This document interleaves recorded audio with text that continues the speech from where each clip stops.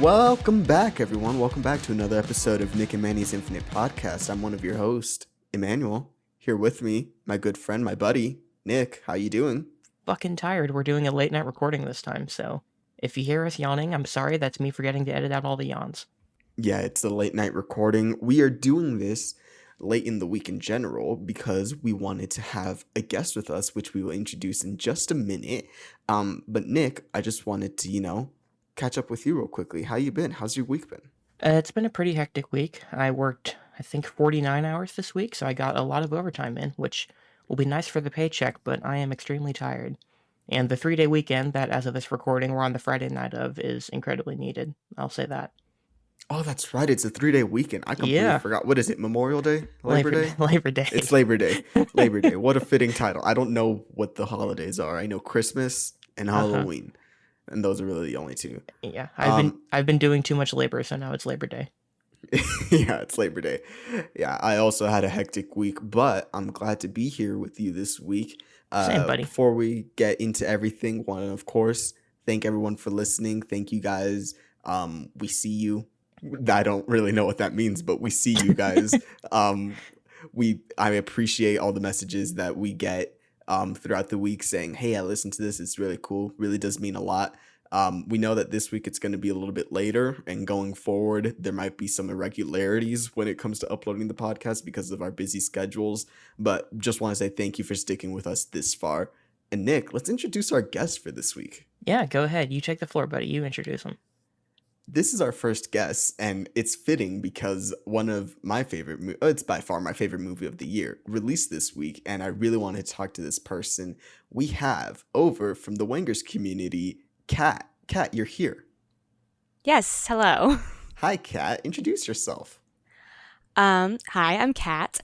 As Emmanuel said, I met these fine folks through this YouTube channel / Patreon called The Wangers. Check them out. They're awesome. And for some of their patrons, they have this Discord going on, and we all kind of got to know each other through that, and it's just been a fun time meeting these wonderful people. And yeah, I'm just hanging out here in the Midwest. Hey, same. Yeah. And, just chilling, chugging along. That's about all you can do in the Midwest. That's literally all you can do here. Yeah. From what I hear, the only thing to do in the Midwest is go to a Walmart parking lot and just hang out there. Yeah, that's it. That's all. I suppose it depends on where in the Midwest. I'm also not a huge Walmart I feel like it's either Walmart or like Target. I would rather go with Target. I would go with Target, but Walmart is... Same. Walmart's 5 minutes from me, and Target's a half hour from me. There's certainly times when I was younger and people could finally learn to drive, and we didn't have any money, and it's like, do you want to just go walk around Target? Although now that we have like our own places and streaming services and internet, it's kind of just like, or in this case, being like, hey, y'all want to meet on the Voice channel and watch a movie? And we have done that many times. We have. We did that. It's how we bonded. Yeah. It is how we bonded. I think we did it twice for the big movie of this week. Did we do it twice? Yes, we did.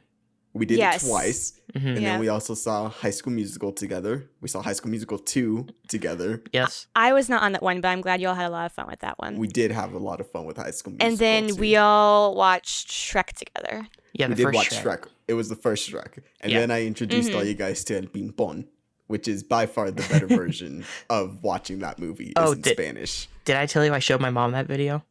Oh, you did? I did. What'd you think? When she loved it. When he started going crazy at the very end, she couldn't stop laughing for a solid 2 or 3 minutes. Wait, what's this video? Oh, you don't know about Pimpon? You explain it. You know it better than I do. All right, so you've seen Shrek. I mean, we just watched it. Yes.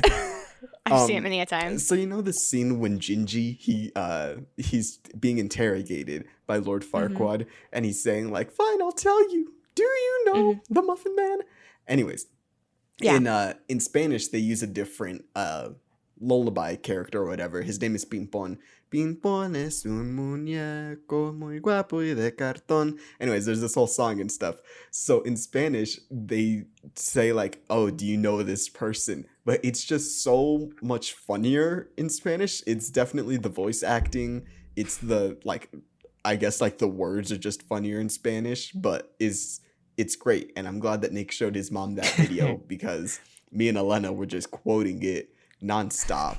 And Amazing. it was great to finally see Nick actually like that, and then to see his mom, to hear his mom like it. That's great. That's a win in my book. We're spreading the joy. Yeah, I feel for one, you have to send me that link, and I feel like sent in it some right now. circumstances, oh, perfect. So you'll see it when we're done. I feel like in some circumstances, getting Nick to thoroughly enjoy certain things is kind of like a much lighter version of Brian. It is. Nick is notoriously. Were you the one that said, Nick? Were you the one that said you don't like audibly laugh that much at things? Yeah, I'm fairly Okay. quiet. Like I chuckle a lot if I'm watching Yeah. a comedy or something, but like And I mean, yeah. I need to be in the right environment to really laugh at stuff. And I mean, I get it because there's sometimes where I'm like, oh, it's my favorite show, and there might only be like one or two times I'm actually like, oh my god, like actually like busting out laughing. It's usually just kind of me being like, heh.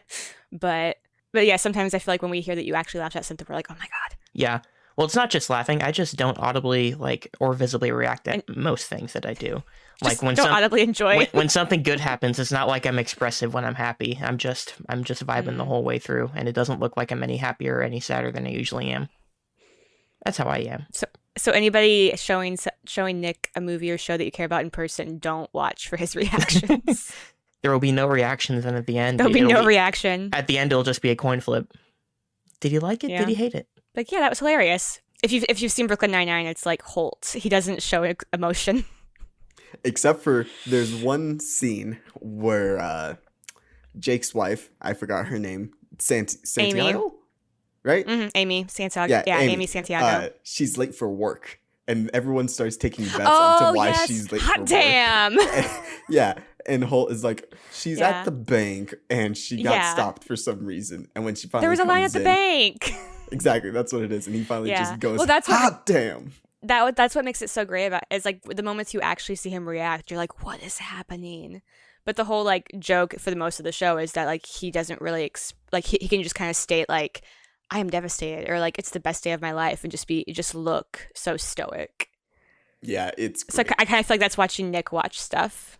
I'm gonna pretend yeah. to know what you're talking about. Nick, basically, you're stone-faced, and we can never tell if you actually enjoy something until the end of the movie when you go, yeah, it was mid. Okay, yeah, that's me. That sounds about right. Yeah, exactly. Yeah. Like there are just sometimes, like when watching those High School Musical movies, I knew that you were not having a great time, but watching it with us made it that much better because we were making you have a good time, No, whether yeah. you liked it or not. Yeah, I am totally down You to have watch. to. I'm down to watch a piece of shit with other people with the understanding that we're all there to make fun of it. That's fun to me. Yeah. Just watching any of those movies by themselves, it would be miserable for me. But yeah, Yeah. it's the environment that you watch stuff in that can make it for you. I mean, that's one of the reasons I love either watching movies with y'all or friends in person, or like one of the reasons I love all these commentary channels so much is because like if a movie is gonna be garbage, at least it can be garbage while we watch it together, and we can all be cracking jokes and being miserable about it together.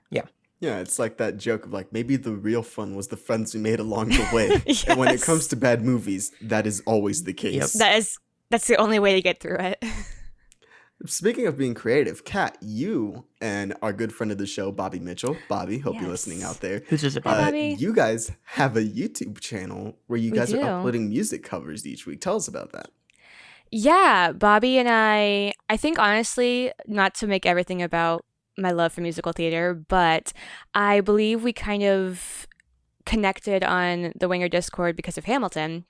And I think this is back when I was doing my campaign for the Wingers to do a commentary on it, and I don't think it happened yet, but or maybe it was just officially announced or something. Anyways, Bobby mentioned that he knew how to play Wait For It, a song from Hamilton. He knew how to play it on guitar, and I was like, oh my god, send me the chords. And then he also started, I mean, Bobby's a really talented musician, and then he started doing some instrumentals for the Wingers, and they had shared it on there, and I just kind of casually was like, if you ever want to collab, I play these instruments. And he was like, yeah, sure. And then one day he's just like, hey, here's this song that we could duet, and it was Taylor Swift, which if you know me, that was like instant connection.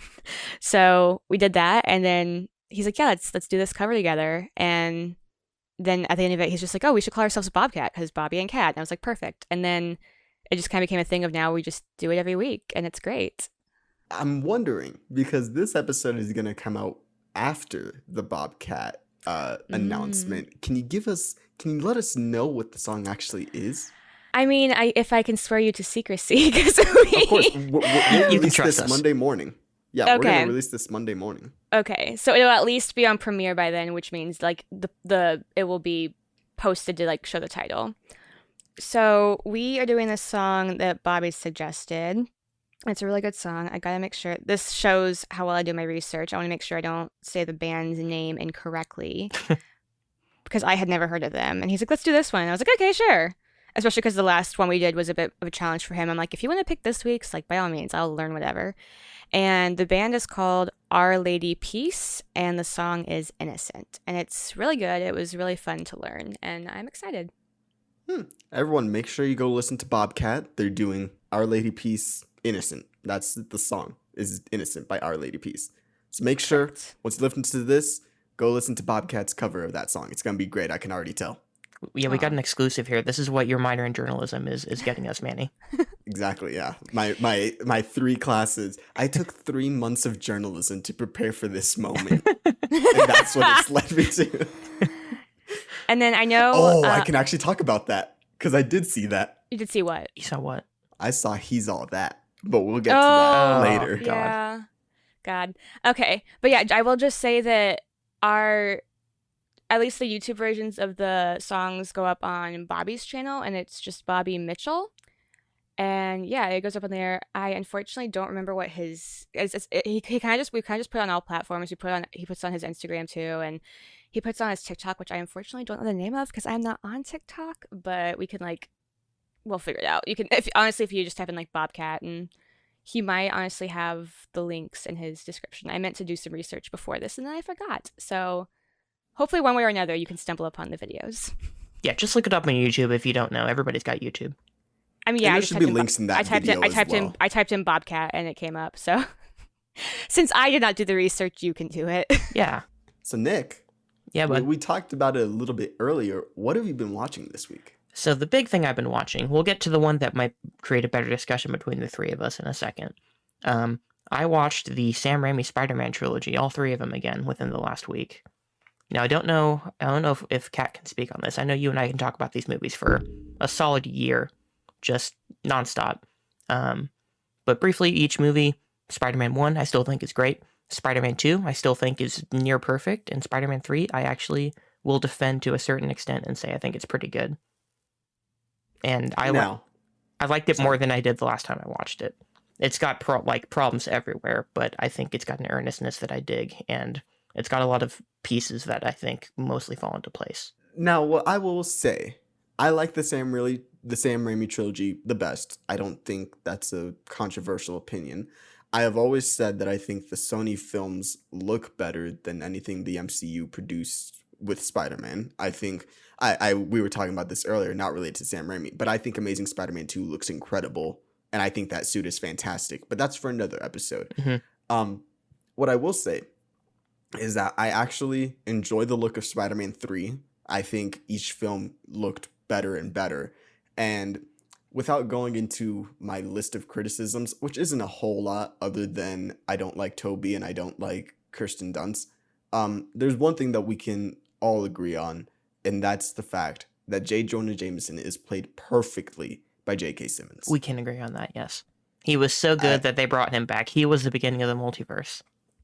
He was the beginning of the Literally. multiverse. See, because he didn't show up in Amazing Spider-Man or Amazing Spider-Man 2. We got an email in Amazing Spider-Man 2, didn't we? We did get an email. Yeah, we got an email of Jonah replying to Parker saying a bunch of stuff. I don't remember exactly what it said, but we never saw him. Yeah. But Spider-Man Far From Home, we did see J.K. Simmons return to J. Jonah Jameson, and he's been notorious for returning to that role multiple times. He voiced him in Ultimate Spider-Man, which was a Disney XD cartoon.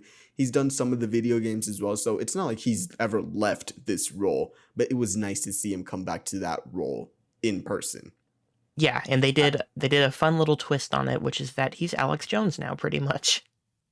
Which is a good modernization, I Yes. think. I think when you talk about modernizing things for Spider-Man, that's one of the things that makes complete sense. Of course, he would be this Alex Jones or Joe Rogan kind of podcaster that spreads information that is or isn't true.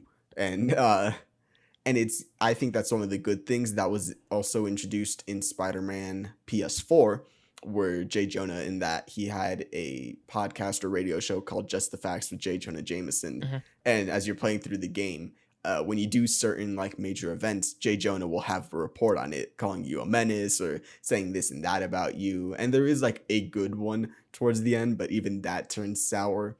But speaking about J. Jonah and J.K. Simmons, I just think the quick-witted responses that he gives in those films are just so perfect. Mhm. There's one in Spider-Man 2 that I love when he's trying to fire him and Betty Brant is like, no, but we need him. He's like, all right, come back, you're on fire. You're on fire.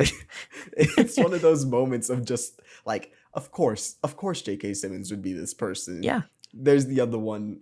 It's also in Spider-Man 2 when they're talking about what to call Dr. Octopus. Oh, yeah. And because Sam Raimi wanted to do a Doctor Strange film, but they say like Doctor Strange, like that's good, but it's taken. And it's just like that little like he's been denying it. He's like, no, it's crap, and then he comes down. He's like, oh wait, that's good.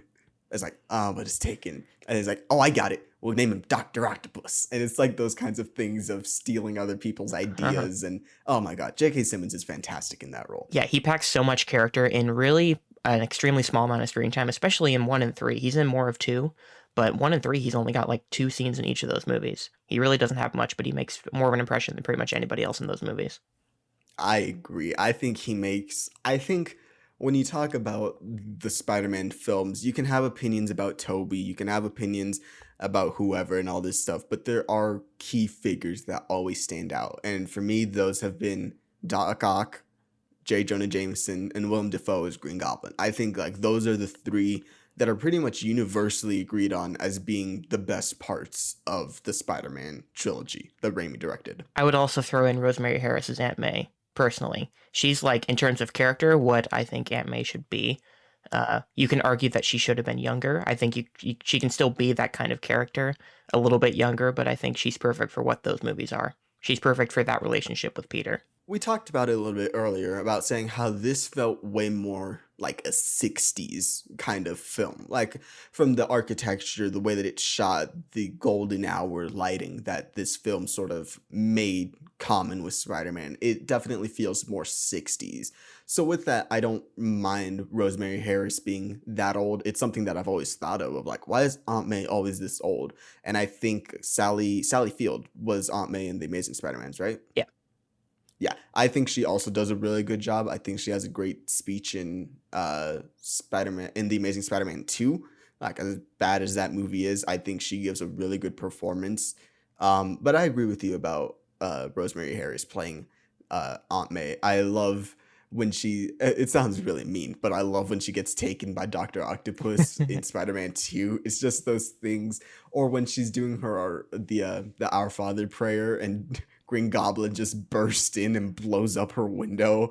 It's silly things like that are like, sure, is it dated? Yeah. Is it campy? Yeah. But it's sort of the entire feel of them, in my opinion, feels dated. I feel like it's supposed to be set in the 60s. And so those kinds of performances don't really bother me as much. Yeah, I don't feel that they're dated in the way that you do. I think they're pretty universal. Like, I still think they've got campy aspects, but I think they work for, again, I used the word earnestness earlier. That's the main takeaway that I have from all 3 of those movies, is that there is an earnestness to them. There's like an honesty and a realism in like the quieter emotional sense. Even though there's big superhero stuff happening around them and there's a lot of cheesy stuff everywhere, they're still focused on the heart of the movie, which is the characters, which is Peter and MJ at the very least. And that's what I like about those more than I feel like we got from Amazing Spider-Man or from the Tom Holland movies so far, is that I feel like we get more heart and more character from them. And I think the campiness and the overall aesthetic, I think, reinforces that in a better way than it's been reinforced in the movies that we've gotten since. I would agree. I think I was reading something this week that said all of Tobey's lines were meant to be read like sarcastically and like self-deprecating, but Tobey played it really earnest, and that's why they come off as so goofy. And so I think that's something that's like a personal preference for me. A personal preference for me. Personal. I think that's like a personal preference of me, is that I do think he plays it too dopey. Like, you can be dopey up to a certain point. I think in Spider-Man 2 he handles it a lot better, but I think in Spider-Man 1 it's just so dopey, derpy. I don't know. It doesn't work for me the way that it does for you or for other people. But that being said, one of the things that I had mentioned earlier this week that I love, but for all the wrong reasons, is the person who plays Harry Osborn. Not Harry. Yeah, Harry Osborn. James Franco? Yeah, Franco. I think his acting goes from mid to bad to just great, but for all the wrong reasons. I think He's not good. but I like him in Spider-Man 1 a lot. I think his relationship with Peter Parker, especially in the beginning, is really well developed. And I think by the time we get to Spider-Man 2, regardless of the acting, I really like his character arc. And I feel like that's one of the things that I can say about Raimi's Spider-Man films is that I might not always like the acting, but I enjoy the arcs a lot more than I will in other films. Yes, I think other than the short-term memory loss in 3, which feels like they're just killing time in that movie to get to the end, other than that, I like the arc that character goes on. I really feel it emotionally when they team up at the end of 3, and I really feel it when, spoilers for a 14-year-old movie, when he dies at the end. I still well up every time I watch. No, Damn it, Kat! I warned you. I warned you. You're good. I still tear up a little bit at that moment at the end because it feels like a journey that they've gone on together. It legit does, and I don't always feel that journey with other characters in other movies when they want you to feel like they've been through a lot together. Yeah, and it's not just limited to Spider-Man. It's just in general. There are lots of characters that'll be like, oh, you have to go through this journey, but you don't feel it. One of the films that I like definitely feel that with is Lord of the Rings. Oh, God. I just watched all the extended trilogies. It was like 2 months ago. Listen, Tread lightly. I will say this. I love Lord of the Rings. I watched all 3 extended films one day, one sitting. I think we just braked to go get some food. But watching those films, they're such good adaptations of the books because they really take what's fundamental for them. And sure, they might add a couple things here and there, but I feel like what they do well is they make sure that the relationships between all the characters are well defined by the time that you get to the ending, that it hits you emotionally. Mm-hmm. Is it cool if I spoil it? Yeah, they're 20 years old. Go ahead. All right, cool. Just making sure. So, we start off with the film. We're introduced to Frodo. We're introduced to Sam. We're introduced to Merry and Pippin, all this stuff. But what happens in Two Towers with the split in them, it gives them enough time to develop their characters by themselves. By the time that we get to 3, they haven't seen each other for what I'm assuming is months. They haven't seen each other for a long time. So by the time that we get to that ending when they're all reunited again, and Frodo is just broken by the way that he's had to carrying the ring, dealing with Gollum, and having to make sure that Sam is there with him, it really just makes that ending of Frodo saying, I'm leaving, I have to go, I can't just stay still anymore, that much more impactful because you understand, oh, these were people that I grew up with in the Shire, but we went through all these journeys separately, but we grew together in a way. By the time that we get to the end, this is the family that I've made. These are my, he's with his uncle Bilbo, I'm pretty sure by the end of the films. Yeah. But he has to say goodbye because it's just what he has to do. He's not content anymore just chilling out in the Shire. And I just find that so impactful, in my opinion. Whereas like in other films, you get like, oh, we went through all these journeys, but you don't feel like they've grown. I can tell the growth in Merry or in Pippin from Fellowship of the Ring to Return of the King. And they're just really well done is my whole point, is that each character had their arc.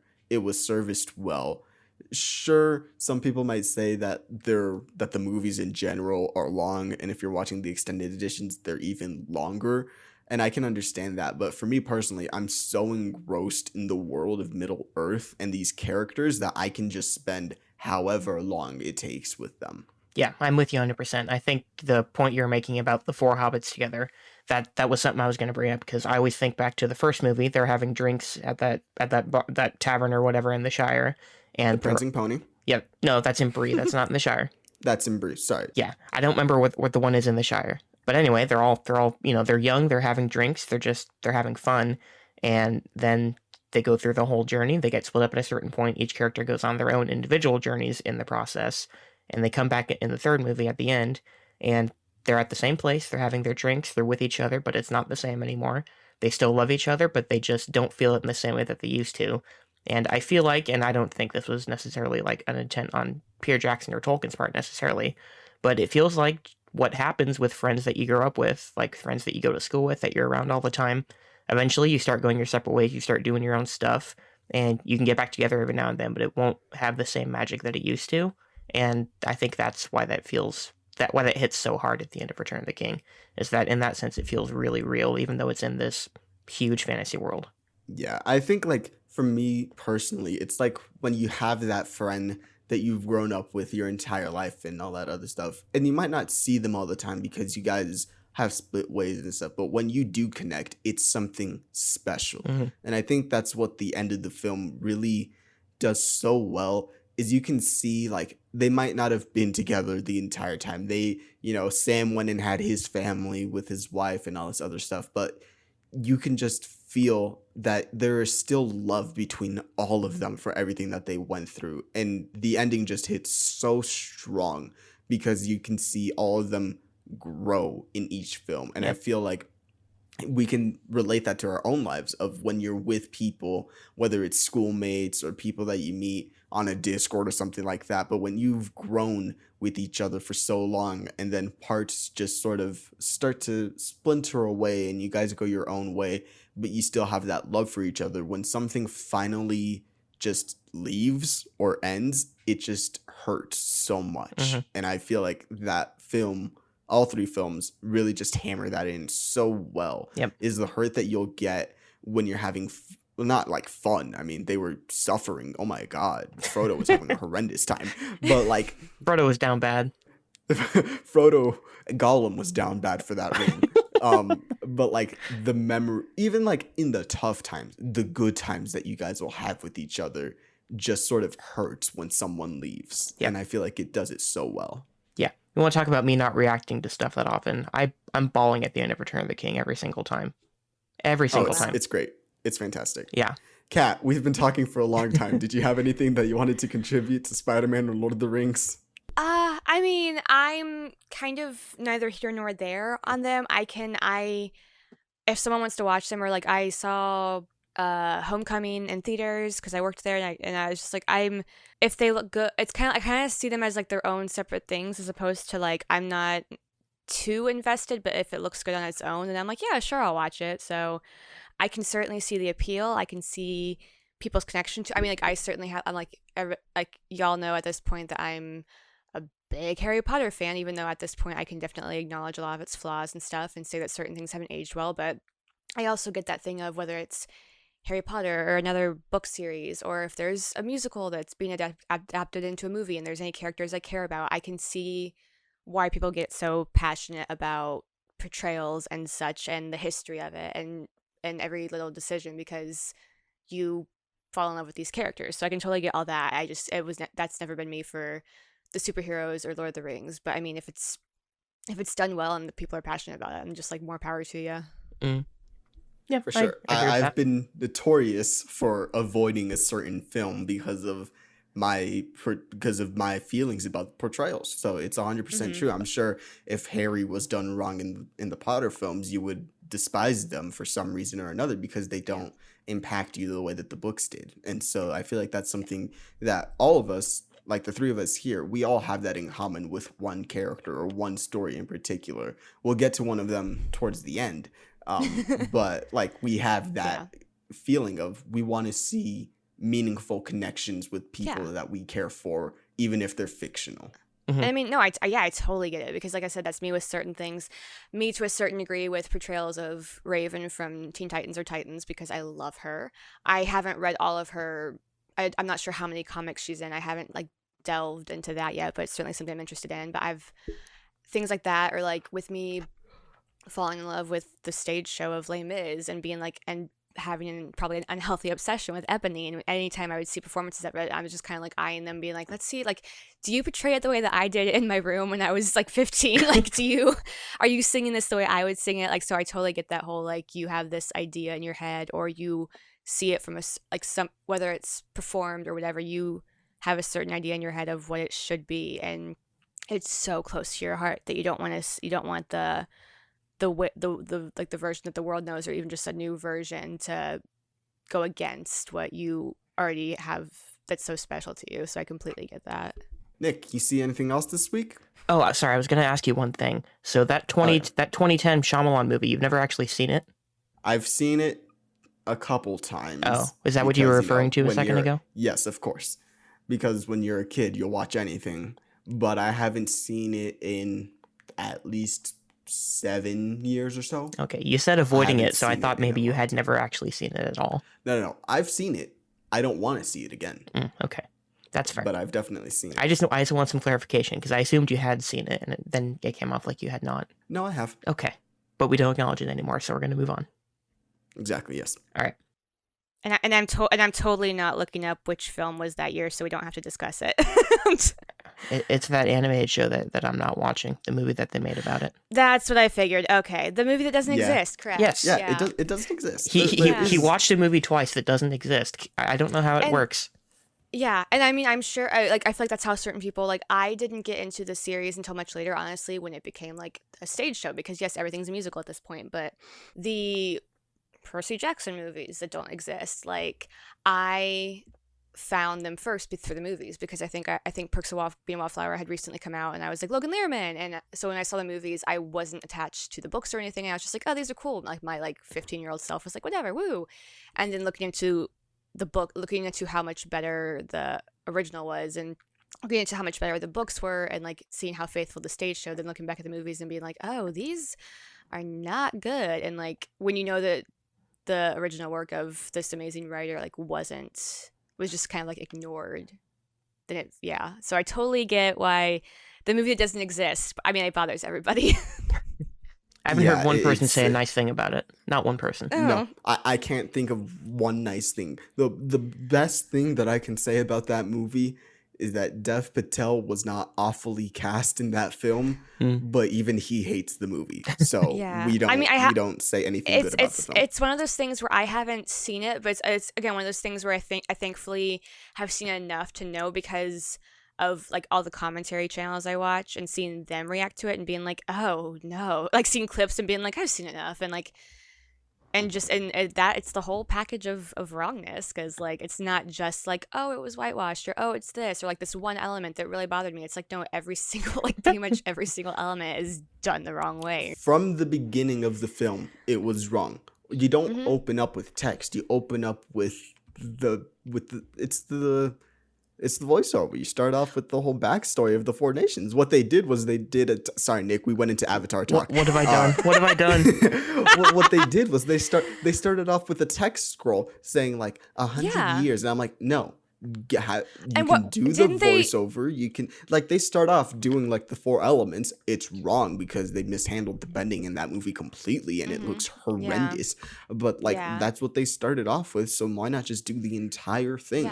Or have Gran say that when they're at the South Pole. Gran. We love Gran in this We house. love Gran. But didn't I, again, this is just for me seeing clips of other people watching it, but it looked like, I don't know if it was before or after the text, but it looked like they recreated the really cool opening, like when she's like, Earth, but it was like silent.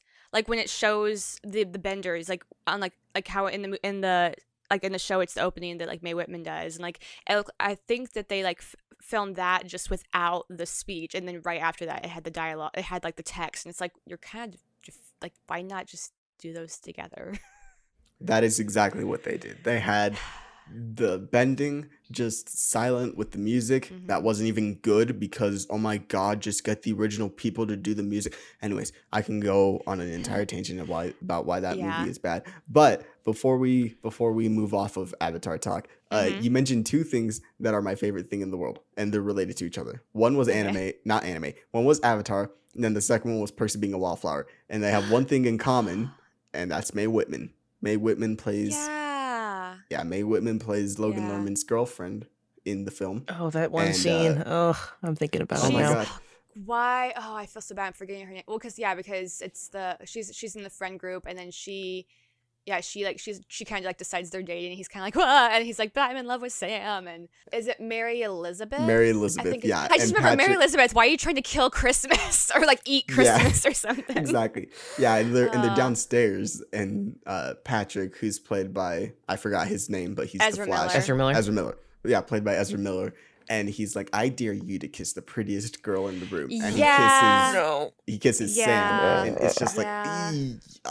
a lot of people skip Yeah. that scene. I don't, because I like to feel miserable. I but haven't it's watched just- it. I haven't watched it in a while because it's one of those things where the movie is so powerful to me, and I remember being emotional just as soon as the movie started because after I read the book, I was like, I must see this movie. But there's certain movies I have to be careful. Like I have to watch them with other people because I'm not good with endings or like I'm not good with movies where it's like talking about change or moving on. Like I have to be careful watching those.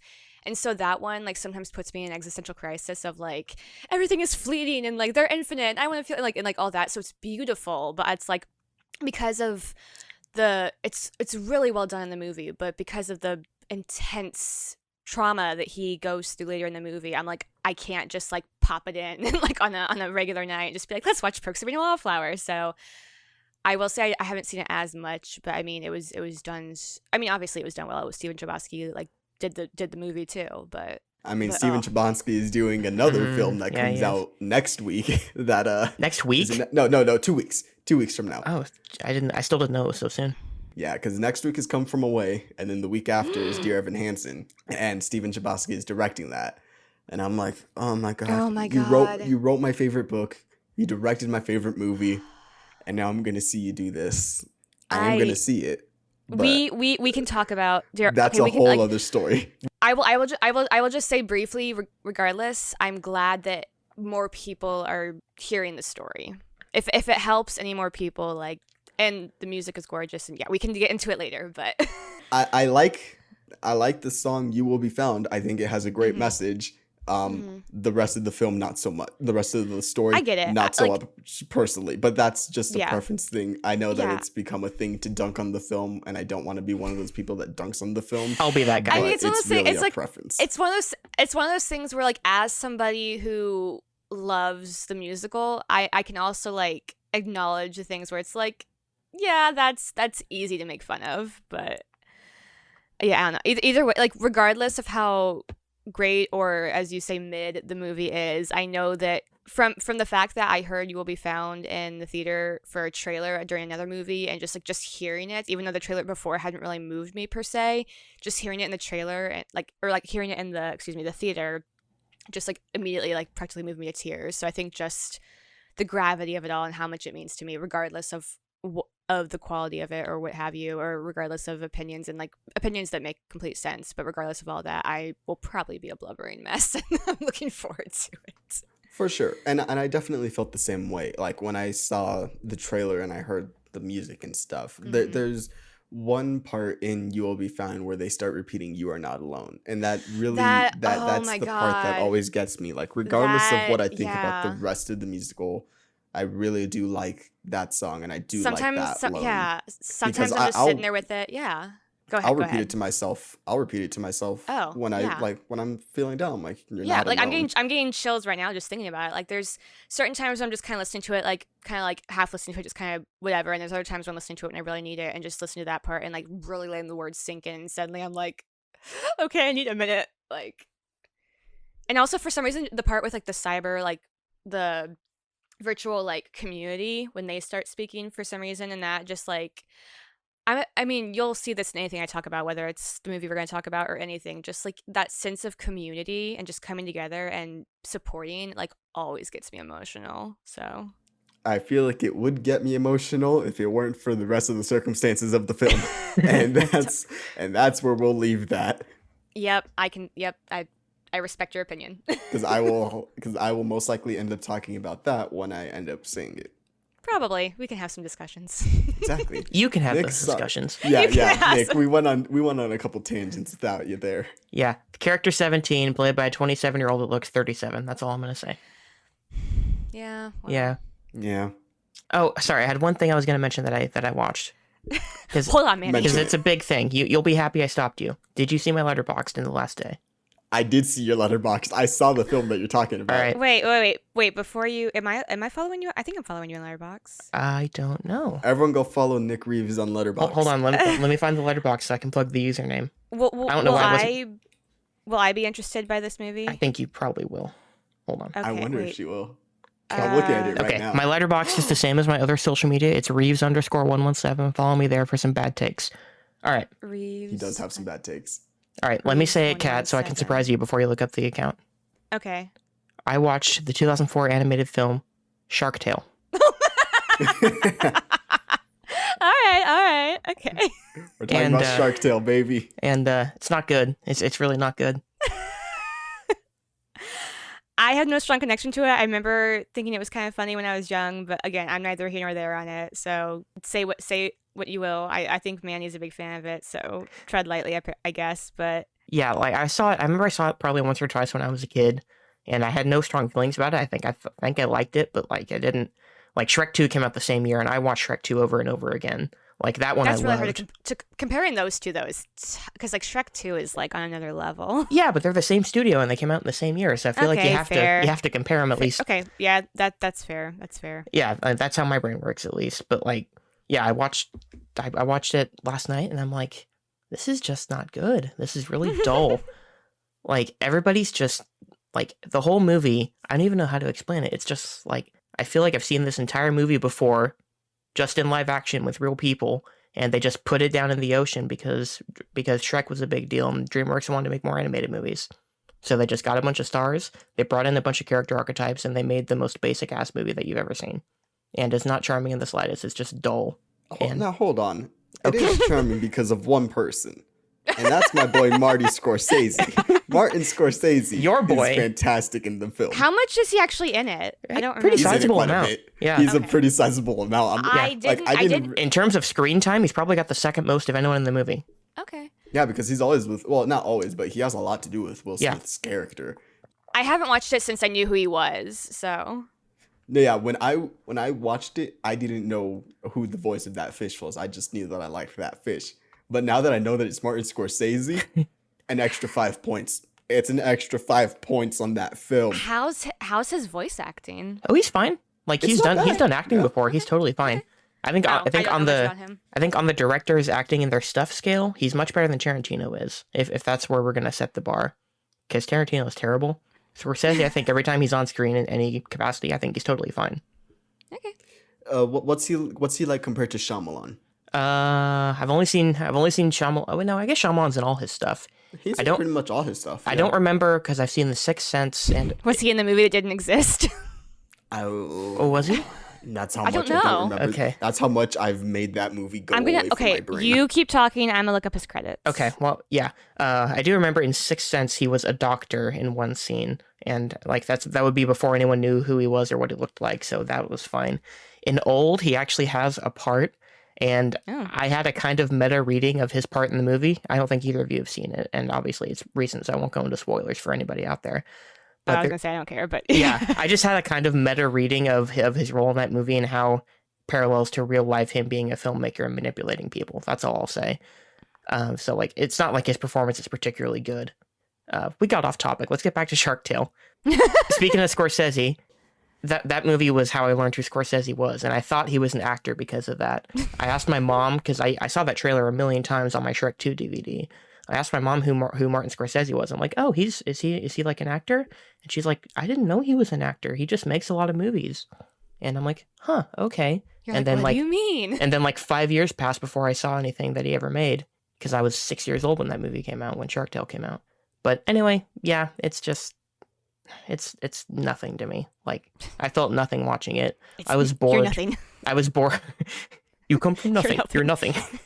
You're nothing. I was bored the whole way through, and it was really short too, but it was hard to get through. Just did nothing for me whatsoever. You can talk about it, Manny.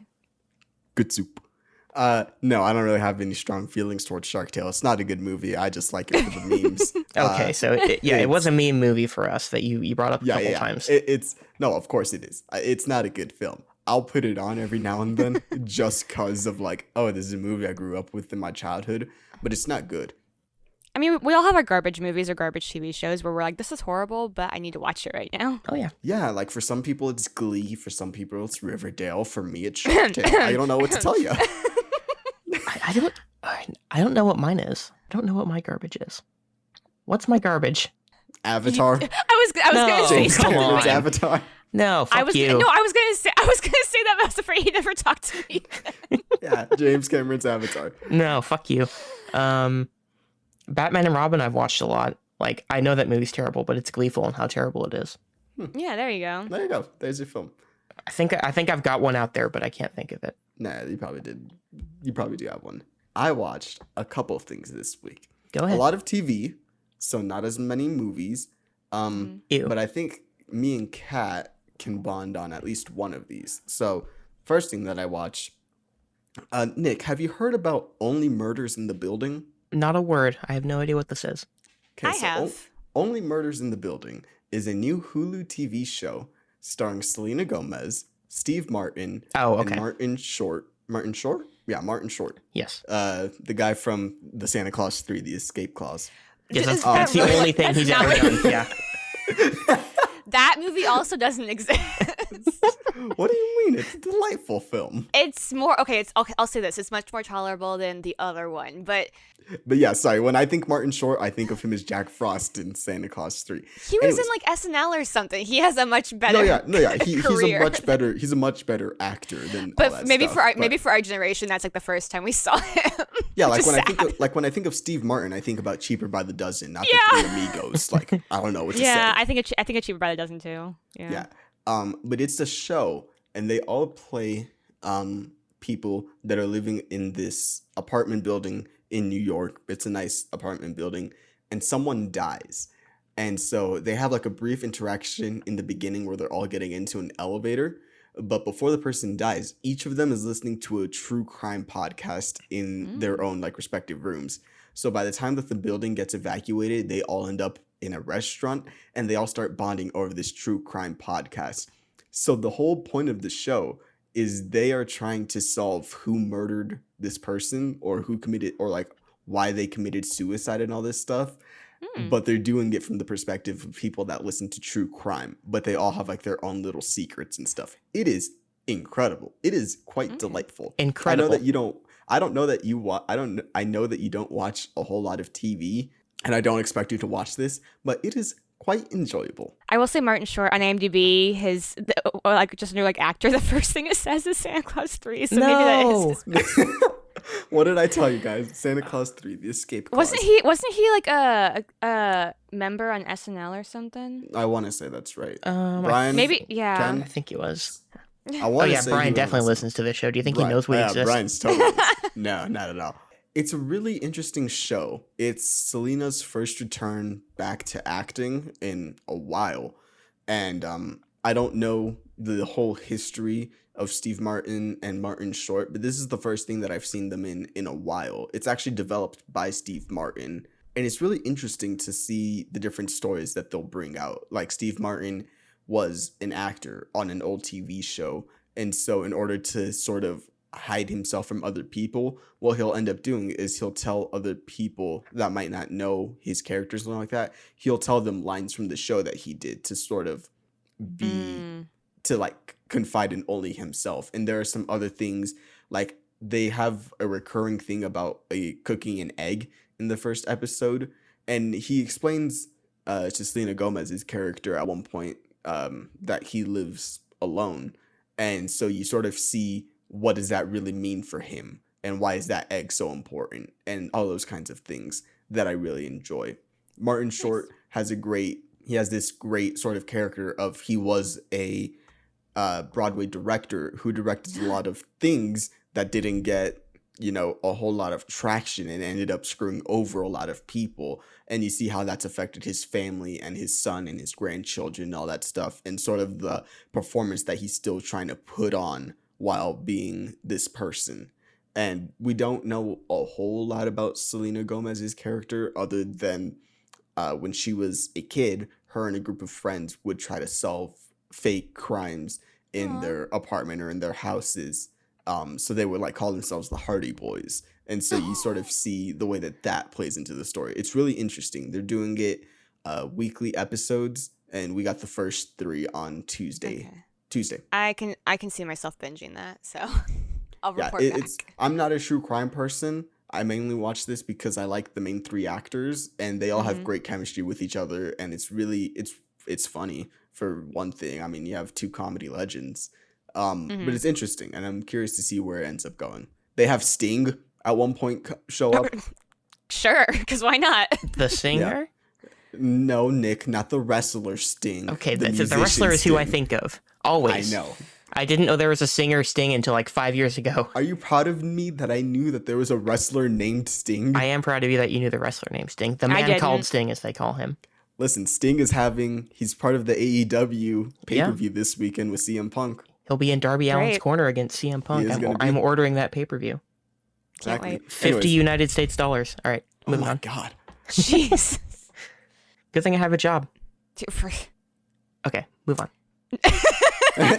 Anyways, Kat, did you have anything to say before Nick cut you off? about what? I can't remember what we were talking Then about. no. All right, I'll move on to the next show. So, after I watched Only Murders in the Building, I watched the first 2 episodes of season 4 of AP Bio. Oh, that show. And this is a show that started 4 or 5 years ago or something like that with Glenn Howerton from Always Sunny in Philadelphia. He helped create and write the show. But he's an AP Bio teacher that doesn't want to teach his kids AP Bio. And so instead they get into all these wacky adventures that usually end up with someone being hurt. This is probably the funniest season so far. The first 2 episodes that I saw were there's a tornado warning and they all have to hide like in the hallways and stuff of the school, and they're all creating fan fiction. All the students are creating fan fiction about the faculty members. And so like you'll start a scene that's like an actual scene of 2 people talking. They'll walk into a room. The camera lighting will change, the costumes will change, something like that. The acting will get all dramatic, and then you'll be in a fan fiction. And so it's really funny in that way. And then the second episode that was hilarious was the principal, played by Patton Oswalt. He enforces a uniform. Like everyone has to be wearing a uniform. So Glenn Howerton's character says, "Listen, you're gonna inflict a uniform on everyone. They're gonna start a weird cult." And so because of that, because he doesn't want to wear a uniform, he starts a cult with one of the kids in the class. And so what he does is he takes all of his therapy lessons that he goes to therapy for, and he gives that to all of the students, and they start worshiping him like a cult leader in the classroom. Oh my god. So one of the females becomes the wives of everyone in the classroom. Oh no. 2 of the characters are like, "Hey, what are you doing here?" It's like, "Oh, I'm having his babies." And so it's that kind of just completely ridiculousness that isn't at all set in reality, but just those funny scenarios of being like, "Oh, it's a kid doing this." And it's that sort of South Park Good Boys effect of, "Oh, these kids shouldn't be doing that." Wow. That show got canceled and brought back, didn't it? It got canceled on NBC, And then they brought it got to back on Peacock. Peacock, the cock as I call it. The Brooklyn Nine-Nine campaign I do remember from a few years ago, and that got canceled and they brought That it back. was amazing. Yeah. And like within like 24 hours. I remember those 24 hours because I was very sad. It And I was was like, "What?" quick. I was tweeting about it. I was very, because I think I was like, this shows why I shouldn't look on news at work, because like then the rest of the shift I was like, "Hi." I'm like, "Hi, how can I help you?" No, I'm very professional, but I remember seeing that and being like, "What? No!" And then waking up the next morning, everybody was like, "Oh, we can save Brooklyn Nine-Nine." I was like tweeting like mad. I was like, "Save this show!" And then it worked. And I was just like, "Oh my god!" And It was thanks That to was- you. that was- It didn't work until you started it was all tweeting. because of me. It wasn't because Yeah. of Lin-Manuel Miranda. It wasn't because of Mark Hamill. It wasn't because of Guillermo del Toro. It wasn't any of those big names. It was because me. Who Yeah, never underestimate the who- power of the Midwest. I mean, you've seen what I did with I got Christian to watch Hamilton, so anything. You is got me to possible. watch Hamilton. I got you to watch, and I got you to go to a screening of In the Heights. So you're welcome. You didn't actually get me to do that. I was just going anyway. You were like, I don't know what any of these are, but I'm gonna go, and then yeah. So I liked it. We'll get to it later. We'll get to it Um, later, we but will. I was bringing up the Brooklyn Nine-Nine thing, because I remember a much smaller scale of that when AP Bio got canceled, but it was enough, apparently.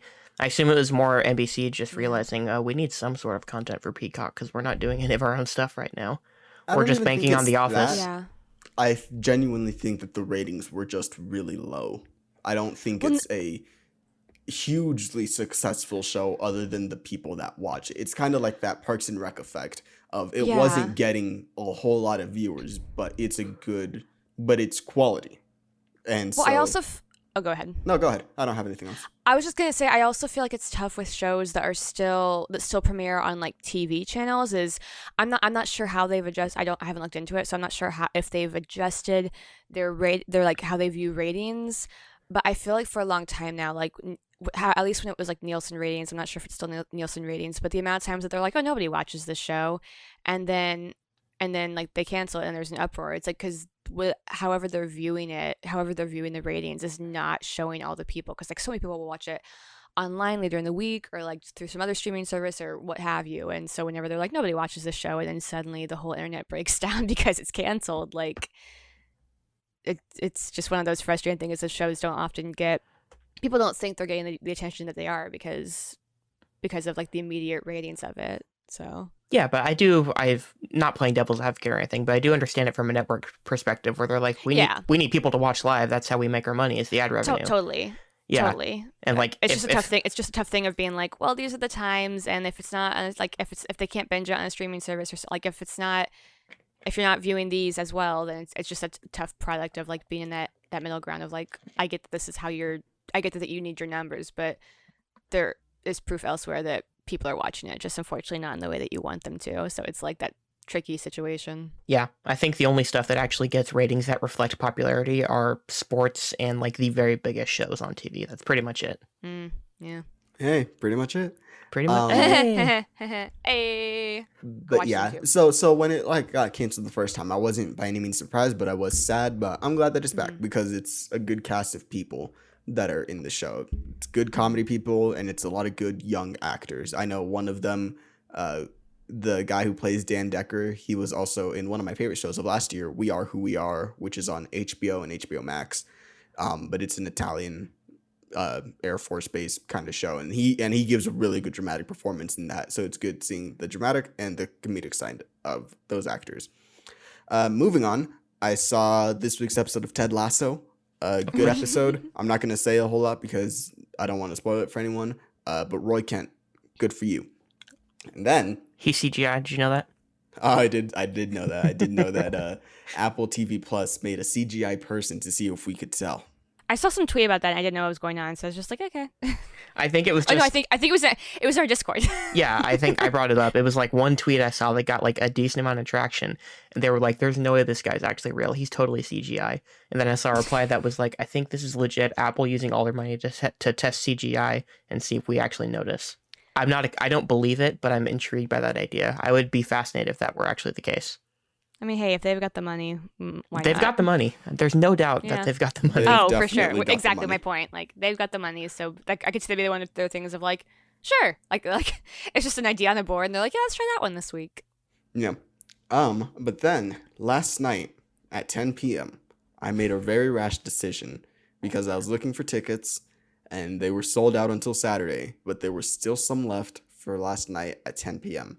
I went and saw Shang-Chi and the Legend of the Ten Rings. Now, I like the movie. I think it's good. I think it has some of the best action. I think it has one of the most charismatic characters that we've seen. I also love Simu Liu. I probably pronounced that wrong, Simu, but I'm going to say Simu. He's great in Kim's Convenience. I really like Tony Leung in the film. I think he's a great villain. I had this discussion with a friend of mine earlier today talking about his role in the film. I think he did a fantastic job. The CGI in this film is horrendous. It's really bad. I don't know what happened. Marvel has had a down streak since Black Panther, I would say. No, Black Panther looked bad too. Well, yeah, that's what I mean. Like, since Black Panther, the movies have been going down. I think for the most part, Infinity War was fine, except there was some, but I think for the most part, that's fine. Yeah, I think Endgame for the most part was also fine, just the end battle being visual clutter. But for the most part, the effects were good. But Black Widow had really bad CGI. Shang-Chi has really bad CGI. Black Panther had really bad CGI. And I was discussing this with my friend today, and I said, how is it that Star Wars can do so much practically? They'll shoot so much practical effects. They'll shoot on location. They'll build really good sets and release them not at the same amount of time, of course. But I mean, if you're talking about developing one Marvel movie, Black Panther has taken 3 years. 3 years. No, 4 years. Because it came out in 2014. 2014. 2018. It's starting to shoot this. It started shooting this month. Yeah. And so that's most likely going to come out next year or 2023. So 4 to 5 years to Well, get Black Panther out. they also obviously had a big monkey wrench thrown into their plans. They did have a big monkey wrench, but let's say something like the Spider-Man films. Obviously, Tom Holland's book, working a whole lot, but that was what, 3 years between each film? 2. It's been 2017, 2019, 2021. Yeah, so 2 years between each film. Yeah. Star Wars had the same thing. It was 2 years between each film. It was every other year. And a movie in between each year. And a movie in between each year. How is it that Star Wars can look so much better than Marvel? Well, if you ask me, I think Rise of Skywalker looked pretty bad. I think visually it looks bad, but I don't think the effects are horrendous. They're not as bad as the MCU's been. I wouldn't say that. I think visually, I don't like the look of Rise of Skywalker, but I think for the most part, the effects, what they do use, is done pretty well. Like, I'm not going to say like Avatar levels of good or anything like that, but they're good visual effects. They are like good fundamentally. I don't see a whole lot of like, oh, I can tell that's fake. Other than Palpatine, that's really the only thing that I can remember looking horrendous. But for the most part, it all looks good. When I'm watching Black Widow, I can see, oh, the lighting is different between her face and the background. Oh, when I'm watching Shang-Chi, I can tell that's definitely a CGI thing. That's a CGI thing. That's a CGI thing. Outside of the normal stuff. I know this isn't a spoiler. I hope not. It's in the trailers, and I don't really think you care, Nick. Abomination's in the film. Yeah, he's in there real quickly, and then he's out. Cat's favorite. My favorite. I know, right? Cat's favorite is Abomination. Obviously. But he's in the film for maybe a total of 30 seconds, and then he's out. And even he doesn't look great. He looks fine because he's only there for a couple seconds. But like, he doesn't look that good. He looked better in the movie from 13 years ago, is what you're saying? I don't know about that because I haven't seen Incredible Hulk in a long time. This is definitely a more stylized version of Abomination. And when I say stylized, I mean cleaner. It's not all veins, all muscles, all the bones cracking out. It's an evolved version of Abomination. Even with that, I can just see like, okay, so that one wasn't terrible, but this looks bad, that looks bad. That window is definitely not real. This background is all completely fake. And the other thing that's really been getting me is the color correction.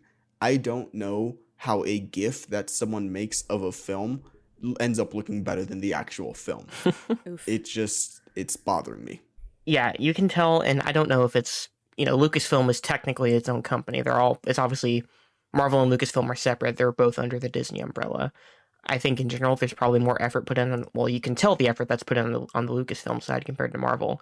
And I know it's been discussed that Disney uses VFX. I think they bring in a bunch of different VFX people, and they constantly churn them out because visual effects artists aren't unionized like other positions in Hollywood are. So they can crunch them. They don't have those protections and stuff like that. I think they just rush those movies out a lot. I'm sure with Black Widow and with Shang-Chi, they've been rushed, especially because they've had COVID to deal with in the last year, and those movies. I guess Black Widow was close to being finished when COVID happened, but Black Widow was supposed to come out the month after COVID. Yeah, it was supposed to come out in May. Yeah, I would just kind of spitball in there. I think it's probably, at least within the individual companies themselves, it's a bit of a difference in philosophy. I think you can tell Marvel's basically, they just have directors for hire most of the time. And Star Wars, they seem like they put a bit more thought into people they bring in, and they also, Jon Favreau has a certain philosophy. And J.J. Abrams and Rian Johnson obviously have their own visual philosophies. J.J., at least in Force Awakens, did a lot of practical stuff. Yeah, Like, I still think I really love the look of Force Awakens. I I do hate too. the look of Rise of Skywalker.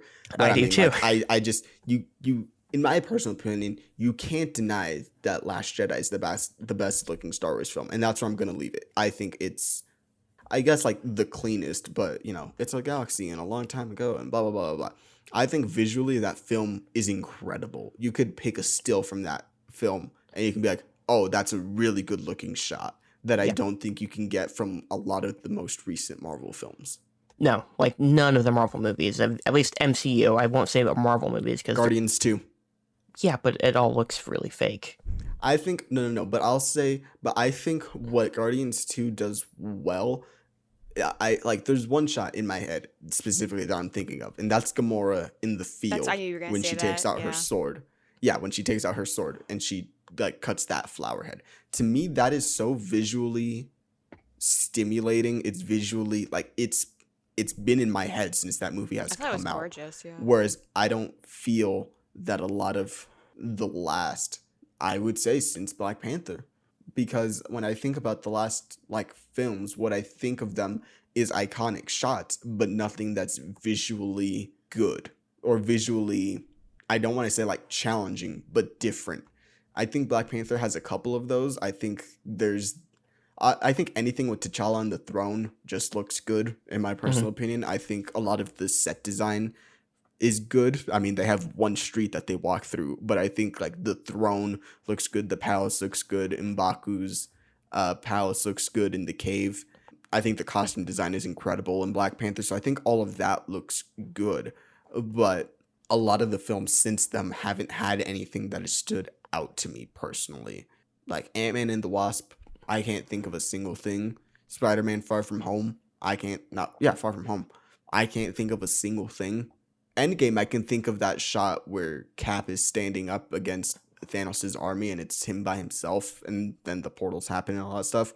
So I can think of that, but like I cannot think of a single shot that was memorable. Whereas in Guardians 2, which I will still come back to, I can think of so many shots in that film that are just visually memorable that the last couple haven't had.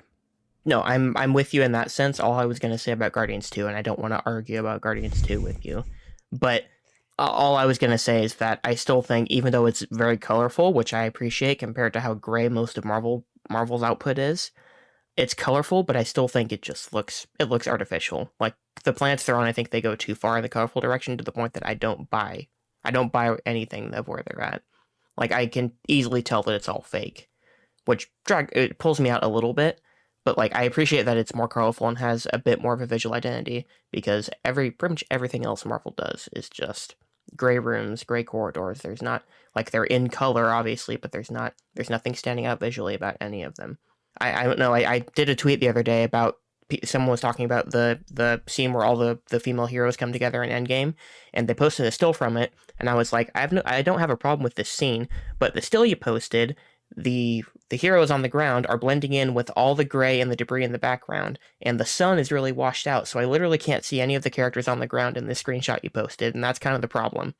It's like they try to do something visually, and then it completely undercuts the actual moment that they're doing because you can't see the characters. Like it's stuff like that that bothers me. Yeah, 100%. I'm with you. But all I'm gonna say about the film, good action. It's, I think, the best since Winter Soldier.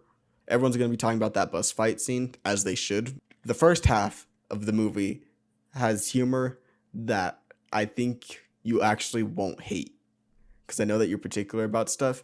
I think you'll like the first half more than you will the second half. I think that's a given, but there's something that happens in the bus fight that I think you will actually laugh at. We'll see. I do plan on actually seeing this. As of this recording, I'm probably going to see it next Will week. he audibly laugh? And We'll see. I don't think he's gonna audibly laugh. I think he'll. Yeah, it's like in Bo Burnham's special "Make Happy." The last song that he sings, where it's like maybe you exhale out of your nose. That's gonna be Nick. He's gonna give a. Yeah. He'll give an exhale. He'll be like, okay, that was fine. But the other thing that I like about the film is that it's not, for the most part, it's not wholly connected to anything that happens in the MCU. and I actually like that. There are things that me personally, I have issue with, but they aren't important. But it's a good film. I do recommend it. I'm curious to see how it does, because it seems like all of their future plans are hinging on whether this movie does well, and I don't think that's fair to this movie. It's 100% not fair to this movie. It also doesn't help that Disney's like, oh, this movie's going to be an experiment. We're going to release it for 45 days in the theaters, and then it'll come to Disney Plus. I'm like, just release it in the theaters. I understand the position that a lot of studios are in currently, and I understand that the pandemic has ramped up because we were never out of it, so I understand all of that. Maybe they should have done a thing where they release it in theaters and it's on Disney Plus. You just have to pay for it or something if they're worried about revenue. I don't know. It's one of those things of like, it's a series of unfortunate events. Reference. Where if they do that, they'll get hate from the actors, the filmmaker for being like, oh, you put our film on this and it's going to be another one of the Scarlett Johanssons. And then you'll also get criticism. You'll get another criticism being like, oh, so you're putting the second big Asian-led film by Marvel on streaming. Yeah. Like, this is supposed to be a big moment for a lot of people. Yeah. And to just sort of toss it onto streaming, which has been my thing with a lot of movies going to streaming, is that I've always said that, like, well, if you do that, then you're going to sort of cloud the other stuff that's on streaming, and it becomes a very clustered area if you just put everything on streaming. Whereas if you put something in a theater, like, you'll most likely have more people go see it. And that's something that I've been talking with a couple people about lately, is the difference between putting something on streaming versus in a theater and the effects that it has. I mean, we shared that Patty Jenkins quote the other day where she says, like, I don't look on streaming for a lot of things because I get lost. And that's just the truth, is that things get lost. Marvel doesn't need to put Shang-Chi on Disney Plus, in my opinion. Disney is, I mean, they took a hurt because of closing down the parks and stuff, but they still have a lot of money. They're going to be fine if they release this in a theater. I'm just very not sour on streaming or anything like that, but there are films that I do believe should be released in a theater, and we'll talk about them in a little bit. There's one in particular that we keep referencing. I was just about to say that, yeah. 100% needed to be seen in the theater because of what it means to so many people. And regardless of if the movie is good, this means something to a lot of people that I believe should be seen. I mean, like, as great as it was to be like, how many times can I watch this before it leaves the stream? That helped a lot. But whenever they were making such a big deal about its box office, and it's like, well, it's also on streaming for free. Mm-hmm. So, like, it's just in a tough time where it's really hard to, like, it's just... blame. It's not a good time. Stupid pandemic. Right now. Stupid pandemic. Just. Yeah, the pandemic has screwed up a lot of things. We don't get a whole lot into politics or anything like that. But get your vaccines, for the love of God. Yeah. Just get them. They're FDA approved. Wear masks. Get your vaccine. Move on with your life. Please continue to wear masks indoors. And if anyone asks you to, please do that. It's not just for your safety. It's for the safety of others. Even if you are vaccinated, be sure to take that precaution so that we can keep, being safe and get somewhat normalcy again. We just want as many people healthy as possible. Yeah, and that's all I'm going to say. Yep. Yeah, and if you haven't done anything whatsoever to help things move past where we are, then you probably should shut the fuck up about things not moving past where we are. That's all I'll say. Yeah. Good statement. There was one last thing I was going to say. It's an interesting thing to discuss in that the hybrid model of streaming in theaters is that I think from a studio perspective, I would at this point, I would just put stuff in theaters for the most part. Because like in the case of Warner Brothers, all their stuff that they're doing day and date with HBO and in theaters, they're not charging for that like Disney is for the stuff that they've done. So in the case of the movies the movie that we're going to talk about and the other stuff they've come out with this year, they're getting more eyeballs on it than they might otherwise, but they're not getting the revenue. I don't think they're getting additional subscriptions to HBO Max just for any one movie that's coming out this year. I don't think it's actually helping them financially. You'll get more discussion about it, but I don't think it's actually helping the bottom line at all. Yeah, it's just really curious. I would love to have numbers on everything. I'm sure this Me will end too. up being a great book. Eventually, one day, talking about the way that theaters changed in the model with COVID. I'm sure that'll end up being in a textbook at some There's point. gonna be so many But books, so yeah, many. Yeah. Bob Iger's going to write it. I just know Bob Oh, Iger's going to write God. about Bob this. Iger. Yeah, King of Disney, Bob Iger. So, Kat, Yes. I have a very important question for you. Yes. What have you been watching this week? Are we just gonna go right into it? Mostly a certain movie that you and I are obsessed with. That is finally. Yes, we've both seen it, double digits. Yeah. I think we're now caught up to each other. Yeah, I think you caught so. up to Yeah. me today. Mm-hmm. Yeah, kind of like I've caught up now because like I watched half of it last night and then it was getting late and I was like, okay, I need to press pause and then finished watching it earlier. So yes, there's this wonderful movie that we've been hinting at the whole time. Anybody in our Discord knew what we were talking about in a second, but In the Heights. In the Heights. In the Heights. Yes. Yes. In the Heights, directed by John M. Chu, Mm-hmm. produced, by Lynn and Kiara. Mm-hmm. It's my favorite film of the year. I don't think Yeah. that's a question. I think right now it's my Um, favorite film. Period. I'm still not gonna go that far. Fair. For me, Totally it's still fair. Perks. It's still Perks and Fair. School of Rock. Those films just do something for me. Mm-hmm. But In the Heights is definitely up there. It's in Absolutely. my at least top 10. So Yeah. it's up there. I absolutely love the film. I've seen it twice this week since I bought it on Tuesday. Same. Both times with people that hadn't seen it yet. Aw. And it's such a feel-good movie. It's the best. Like you can hear us grinning from ear to ear talking about it. It's the best. I've seen it 11 times. Mm-hmm. So if that doesn't speak to how much I like the movie, I don't know what Given will. how long it's been out, seeing that we've both seen it 11 times, if that is any indication of how much we love this movie. Yeah, we've seen it 11 times in less than 2 months. Yep. More than 2 months, because it was June 17th. It's been 2.5 months. Yeah, so about 2.5 months. Still we've very seen it 11 impressive times. / bonkers, but we take impressive. Yeah, I mean, we kind of bullied an entire Discord to watch did. Heights. We did. Kat and I have been bullies this entire year. Bullies for is getting people to watch we've been musicals. well, I don't want to say campaigning, that has a political connotation, but we've been rallying around encouraging. We've been encouraging people to watch these. Yes. Yeah, exactly. We started off with Hamilton, which led into Musical May, Yep. which had Well, first led to I think it might have even been you and me, Manny. I can't remember who I was talking to. I was talking to somebody about I think it maybe started with an In the Heights trailer, and then we started talking about like Dear Evan Hansen, and then it got into musicals that weren't being turned into movies, and then that's when Christian's like, "Do you need a musical page?" And I'm like, "Yes." that's probably what it was. Yeah. Because I think I had mentioned Book of Mormon that I wanted yeah. to see adapted Yeah. somehow into a pro shot. Ideally, I would like it to be a pro shot, not a filmed version. Filmed would be. I don't feel like filmed would work quite right now.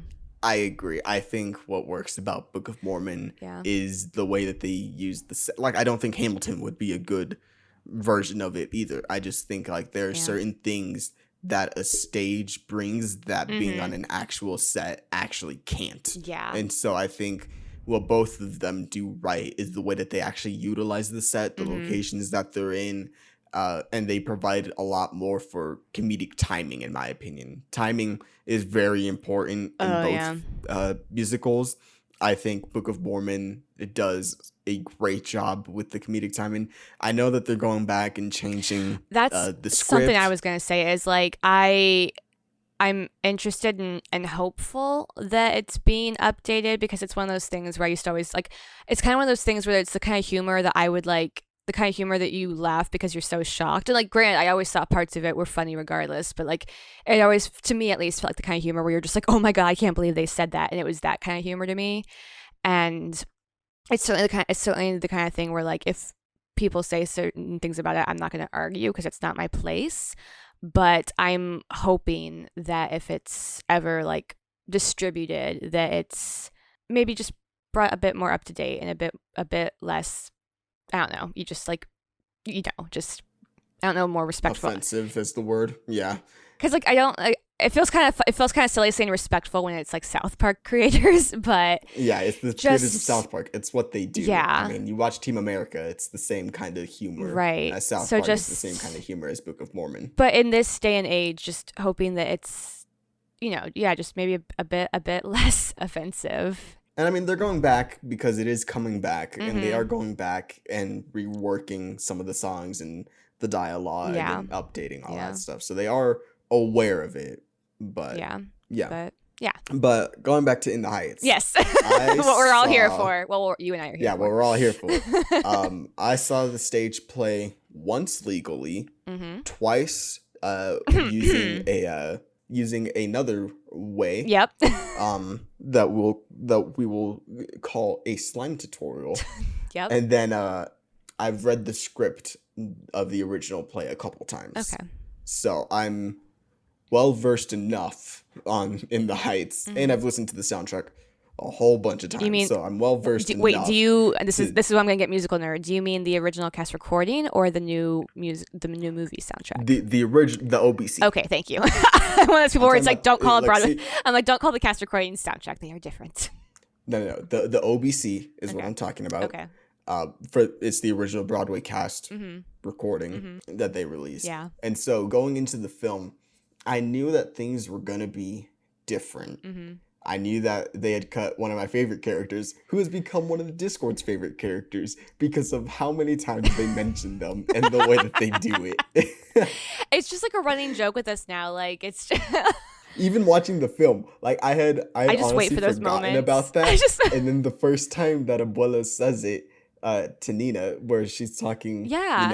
and she says like, "These were your mother's napkins. Your mother, may she rest in peace." They don't 'Cause ever reference every her without saying something like "God rest her soul." If your mother were here, like it's Yeah. always like, "Remember, she's dead," and you're just like, It's even like funny because like when they're all at the dinner table Mm-hmm. where Jimmy Smith's character says like that he sold the business and stuff, the way that he says it, he's like, "Your mother, God rest her soul," as if like they have to as pause. if like you're Yeah. as if like you're a friend at someone's house and it's Right. like your grandmother, "Hey man, I'm sorry about Yeah. that, it really sucks." Yeah. But your grandmother and all Yeah. this other stuff, it just like it's so jarring, Well, but I love it. It also goes into the joke I was making, I think, last night on Discord, where it's like they are trying to remind Nina because I was watching it this past time, and there's one scene where I don't remember if he's talking to Benny.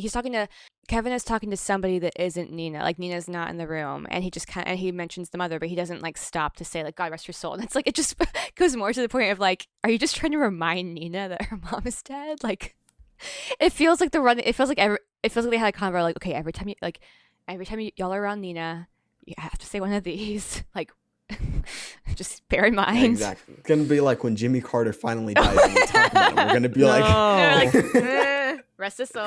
we're gonna be Sorry, like, Jimmy Robert. Carter, may he rest in peace. Or it's like with royal. It's like I feel like some people do this like with royalty too, or at least that's why if I learned anything from the Princess Diaries, or the Princess Ooh, Diaries, the Princess Diaries, the Princess Diaries iconic. 2, the not as great as Princess Diaries 1, but a lot of times in the second Yeah. one when they mention like King Rupert, every single time they're like, may he rest in peace. It feels like one of those things Yeah, of like exactly. they can't say it without being like, they're up in heaven, God rest, like bless them. Yeah, may they rest in peace and Yeah. all that stuff. Nick, quick question: who was in Princess Diaries 2? Who was the main male lead in Princess Diaries 2? Oh God. I'll know it. Oh, hold on. Don't look it up. I'm Don't not look it looking it up. I swear I'm not looking it Okay, I believe in you. up. Okay, so it's someone I would know given It the is- fact that you asked me. Should we It is give? someone that you'd know. Should we You've give a seen a couple hint? films with them. Okay. They have been in multiple franchises. Yes. Yeah, This doesn't narrow it down. they're white. It really doesn't. This narrow it down. doesn't narrow it down. Okay.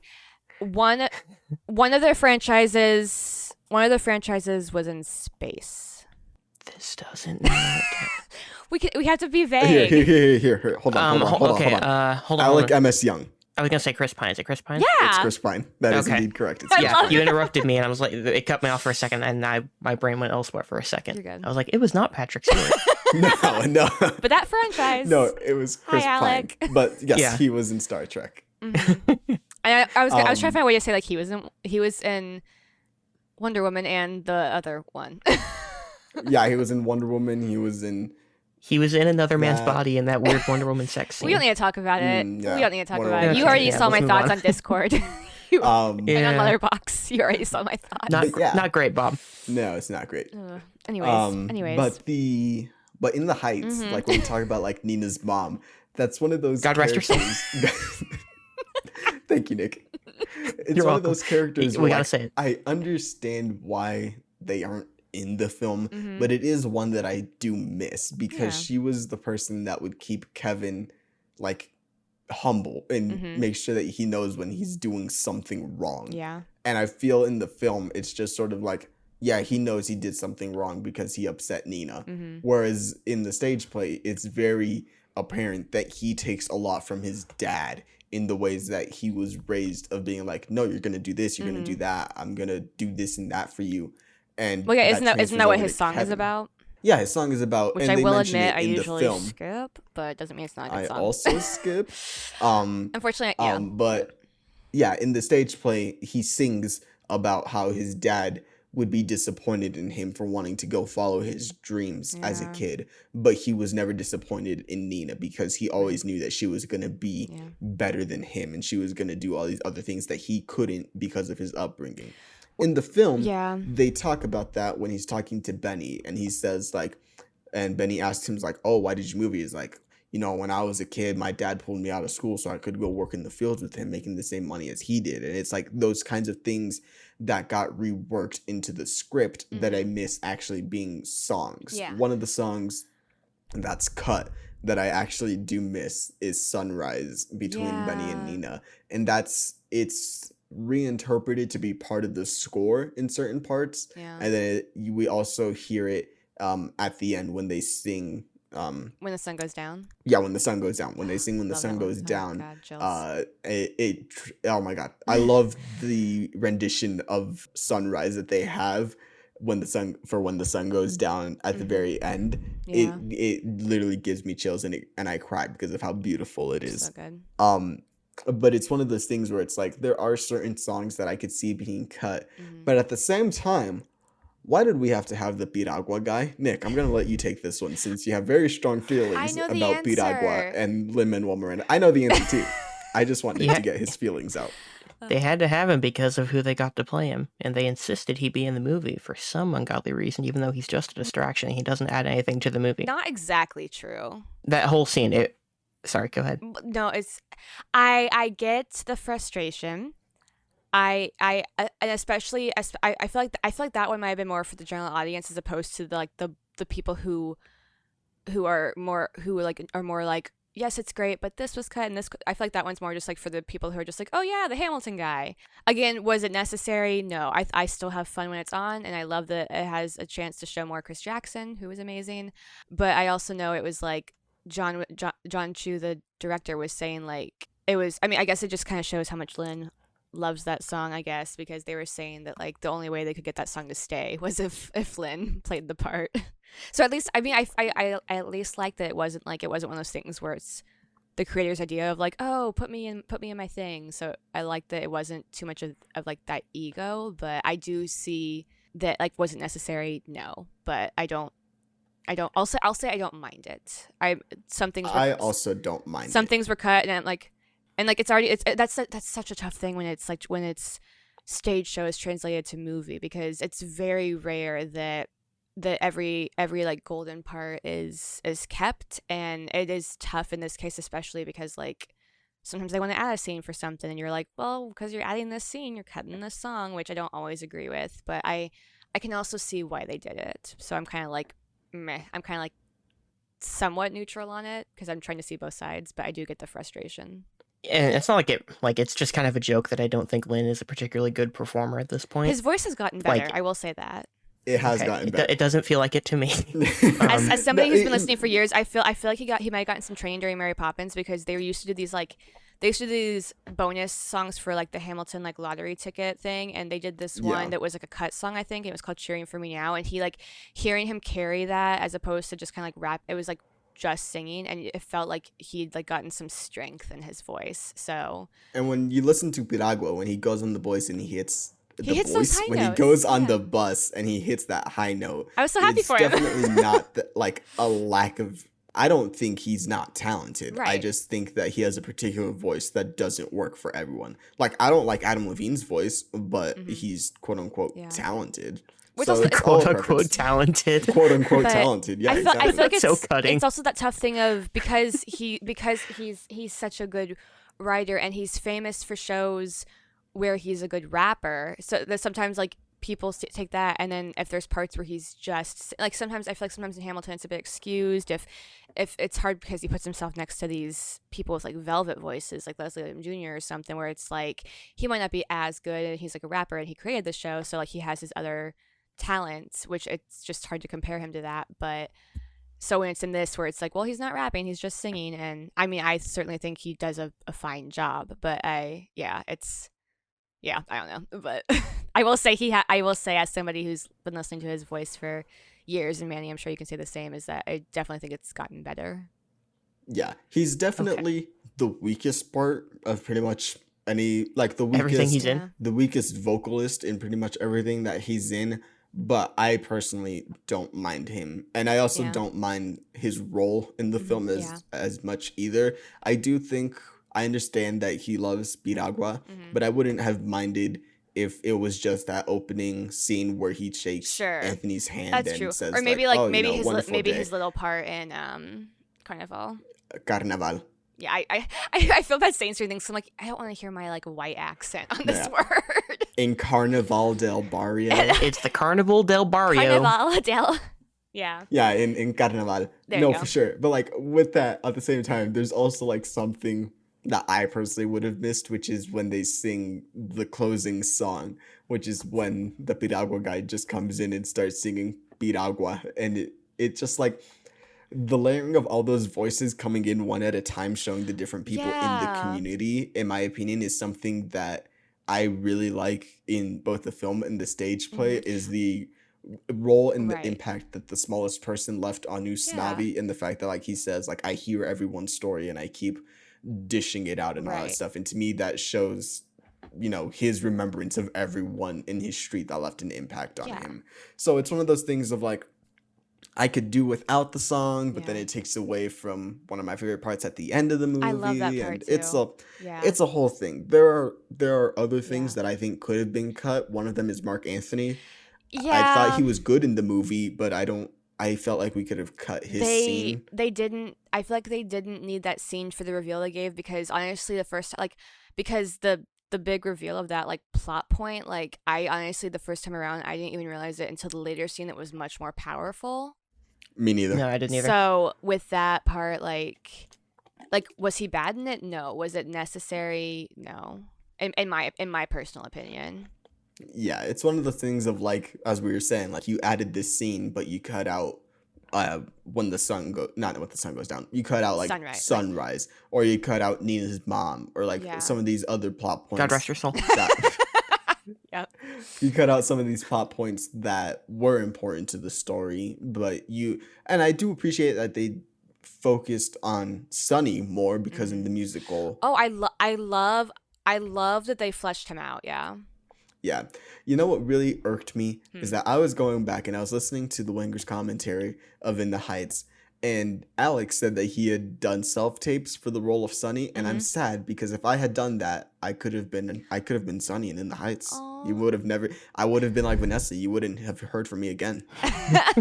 But wait, I mean, I can't remember his actual name, but wasn't that kid like actually like? Gregory Diaz. He's actually from But New York. I'm saying as far as his age, Let's see. Let's look because it I felt up like right I felt like now. that was one of the reasons that like because like Marzoni was saying like it was because they kind of went for a younger feel, and I mean I'm sure you could pass as younger, but I feel like I feel like he might have actually been like no older than 15 or 16.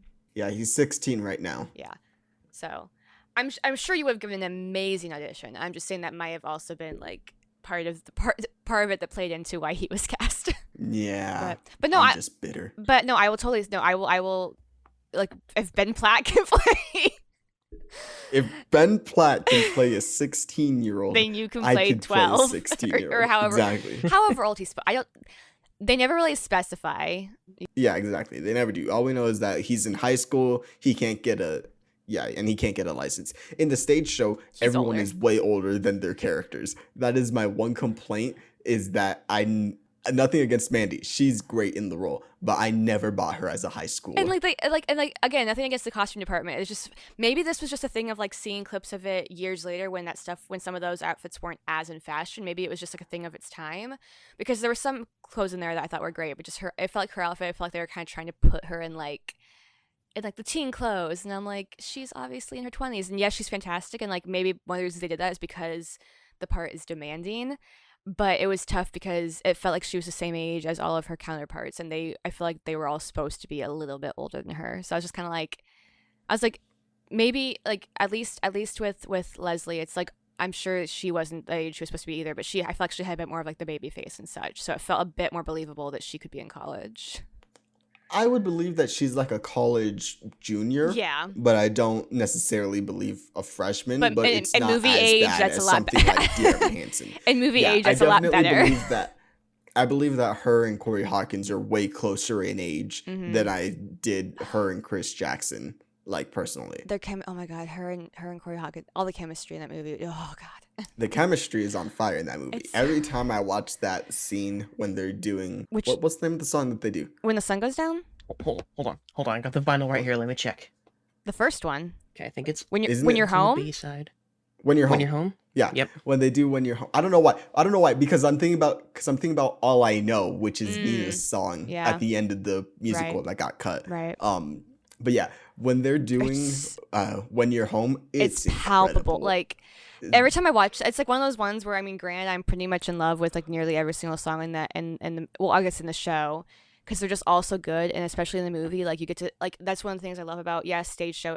Obviously, theater is magic, and that has its own magic to it. But like the thing I love about when it's done right in a movie is like you can see all the little precision, you can see all the little nuances, and they both just have like he has this like swagger but also charm, and then she just like has this way about her, and every little emotion they do, I'm just hooked. Yeah, no, that's one of my favorite songs. I think when they're on the bench and they do the drum. Oh my god. Okay, it's so cute. When I saw that in theaters, because people were comparing it to La La Land, I literally leaned over, like nothing against La La Land, like it has some really good parts, but I literally leaned over to my friend I was seeing it with, and I was like, when they did the cute little thing on the bench, I was like, La La Land, eat your ass out, or like eat your heart out, or whatever it is, like whatever. Eat your ass out. Oh wow. I got it from PMI. Blame them. I got it from okay, either that or sorry listeners, but or eat your heart out, whatever it is. I was just like, it was just me saying this moment is superior to that similar scene in La La Land. Like, yeah, I think the same thing could be said about 96,000 when they go underneath the water and then they come back up. I think that choreography, as much as I think La La Land has better camera work, but I think In the Heights utilized the space a lot better, in my opinion. I love La La Land. It's one of my favorite movies. I know it's a white guy saving jazz. I think La La Land is great. I think that this film, like you were saying, does a couple things a lot better than La La Land, personally. Yeah. I mean, cinematography wise, La La Land is gorgeous, and part of it was just and I don't have anything against the cast or anything. I think it was written well. I think just part of it was like, and I mean, I love Pasek and Paul, so I think at least even if I'm not like in love with every single song, I think they're beautiful songs.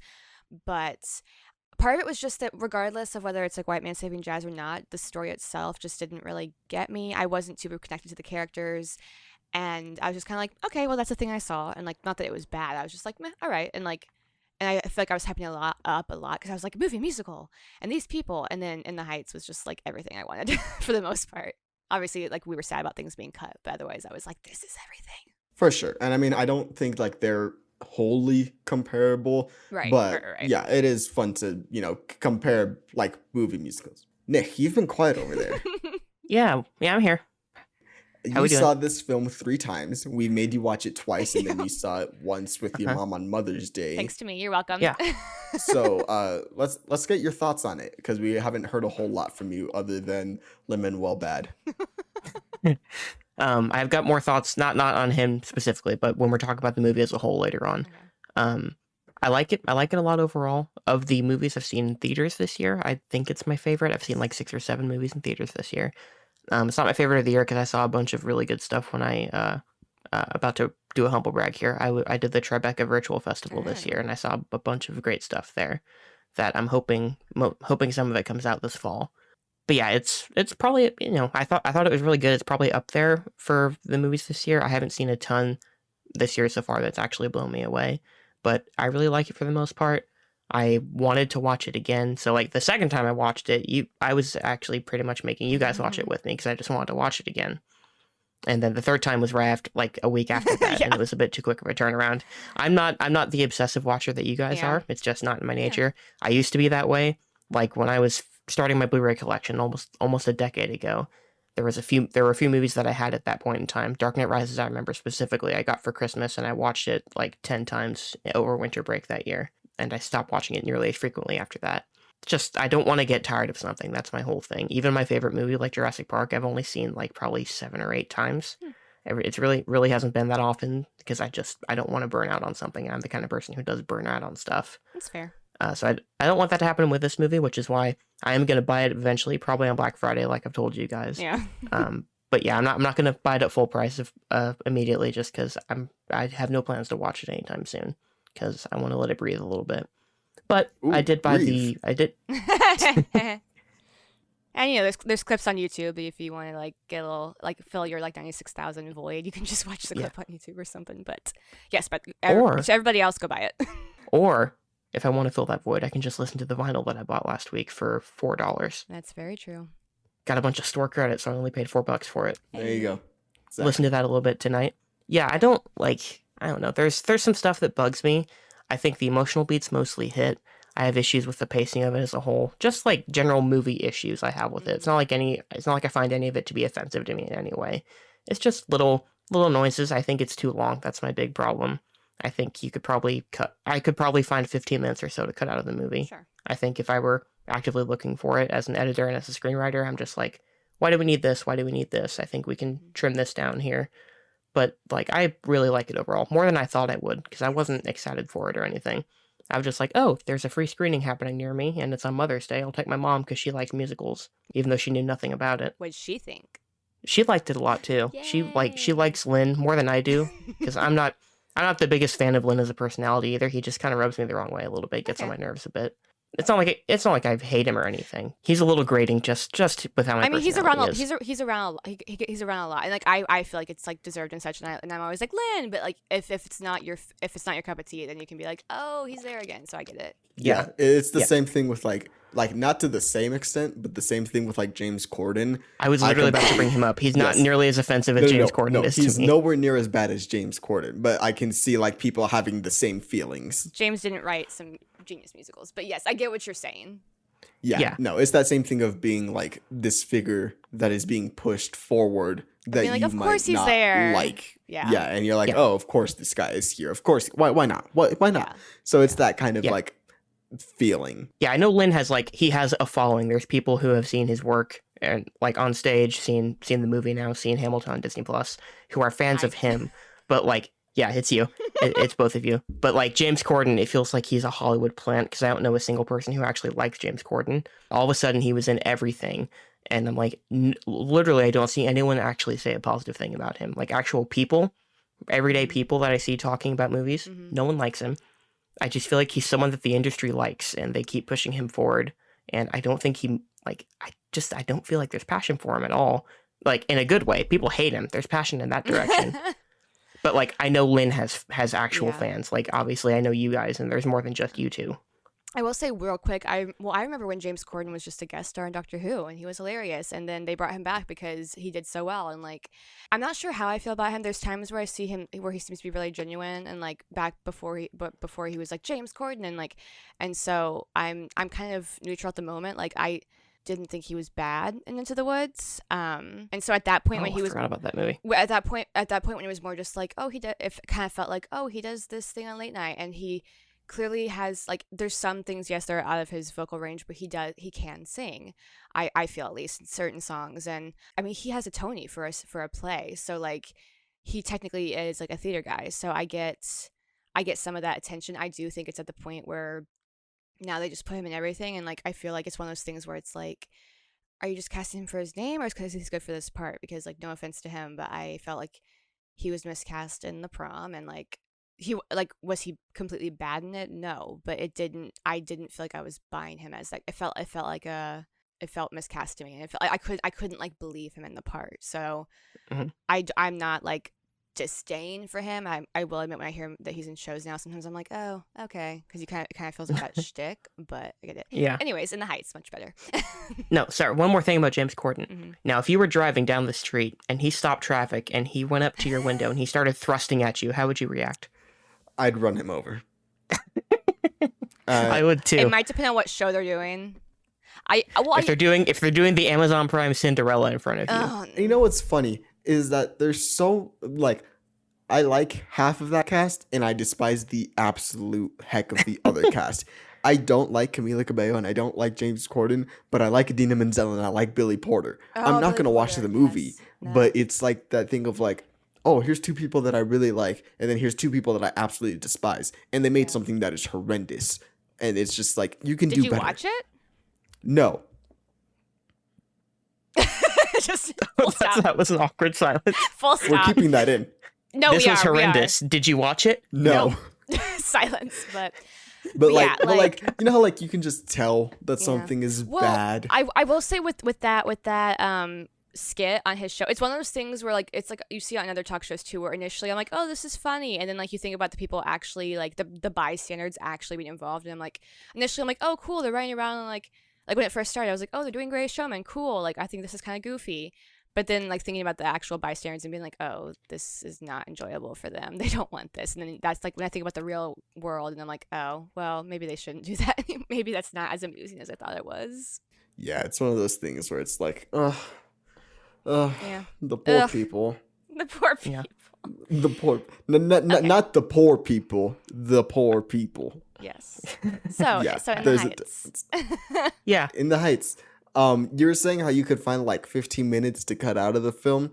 I actually really like the length of the film, but that might just be because I'm used to, musicals being long and stuff. I think you can replace a solid 10 minutes of the film with other stuff that is more substantial, in my opinion. Like you can replace some of the things that were closer to the stage show, whether that be a couple songs or stuff. I wonder, I don't even know how long the Mark Anthony scene was, but I don't think Probably 5 minutes or I was so. going to say it was not 10 minutes for sure, but like just little bits here and there. I can certainly see that. I mean, like for the most part, I feel like a lot of the movie is important information, whether it's important stuff they kept or important things they fleshed out. For the most part, I don't necessarily feel like it drags on for me, just because like I'm so enthralled in it the whole time that I'm like, oh yeah, this part, and like I do admit that it's long, but kind of like Manny, I'm so used to stage shows where I'm like, well, usually it's at least 2 hours 15, like because there's a first act and then a second act. But I'm interested to hear if there's like, aside from we've already discussed the Mark Anthony scene, if there's certain parts you've like made mental note of like you don't feel like they're necessary or something.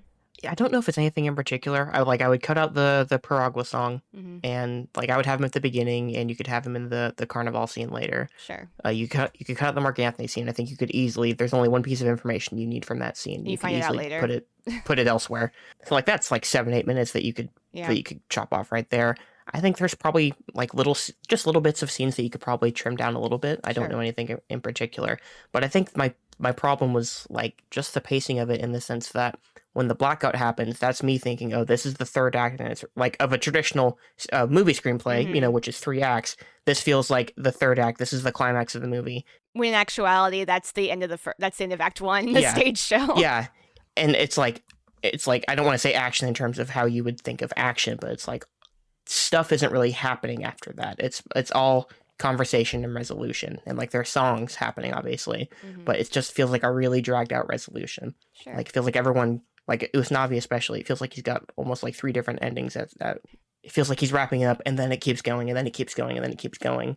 And I'm like, I actually, when I was watching it in the theater, I thought the Carnival song was going to be the end of the movie, and I'm like, there's like they left a couple endings open, but this feels like a big number to end the movie on, and then there's another half hour.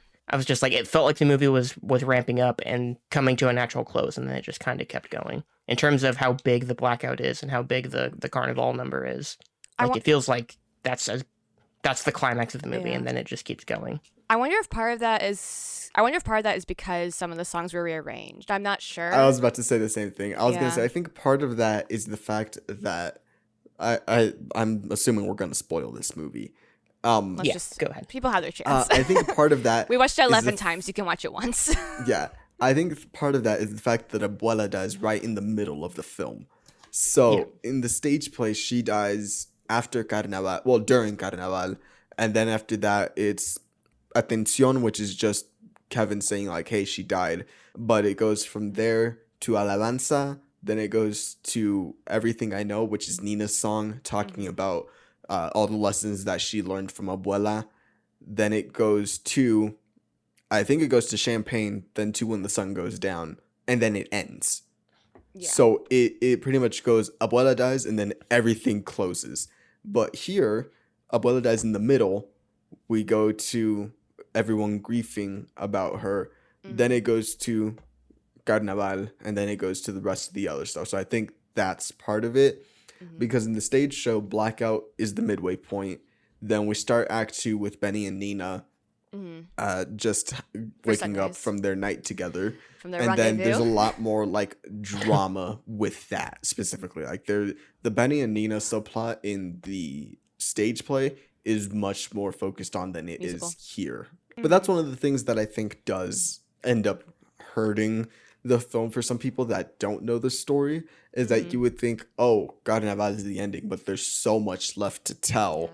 Yeah. And it's because they focused on some other things. Yeah. So I think we could cut Piragua and instead put Everything I Know, because I think that's a really important song to show the importance of Abuela because of how they cheaped her out in the ending, which I don't love the ending. I've accepted it for what it is, but I much prefer the stage version of it. Oh, you mean like what they added with the ending? Yeah, what they did with the Gotcha. ending, I'm not the biggest fan of personally. That was something I was going to bring up as something else I think you could cut. I don't think you need that storytelling device at all. They keep cutting back to him telling the story to his daughter. I don't think you need the little bait and switch where you're supposed to think he's on the island in the Dominican Republic. Yeah, I don't I think you mean- need that at all. You can just have him. I think you can just have him be a narrator. Yeah. I think they could have started with like him on the beach and then like him narrating throughout some other things and just having like the voices every now and that then. was I mean, I remember for me and Manny and anybody else who knew the stage show, we were all freaking out in the conversing in the Discord when the trailer came out, because we're like, when the first this defeats the trailer whole came purpose out. of the. We're like, but in the show he doesn't go. What happened? Does he like go for vacation? Are he and Vanessa there together? We were like, did they change the whole plot? We were like, what's happening? Yeah, I don't think the misdirection, like, I don't think if it's a surprise at the end that he doesn't go, I don't think it doesn't feel like one to me. I also can't help but laugh with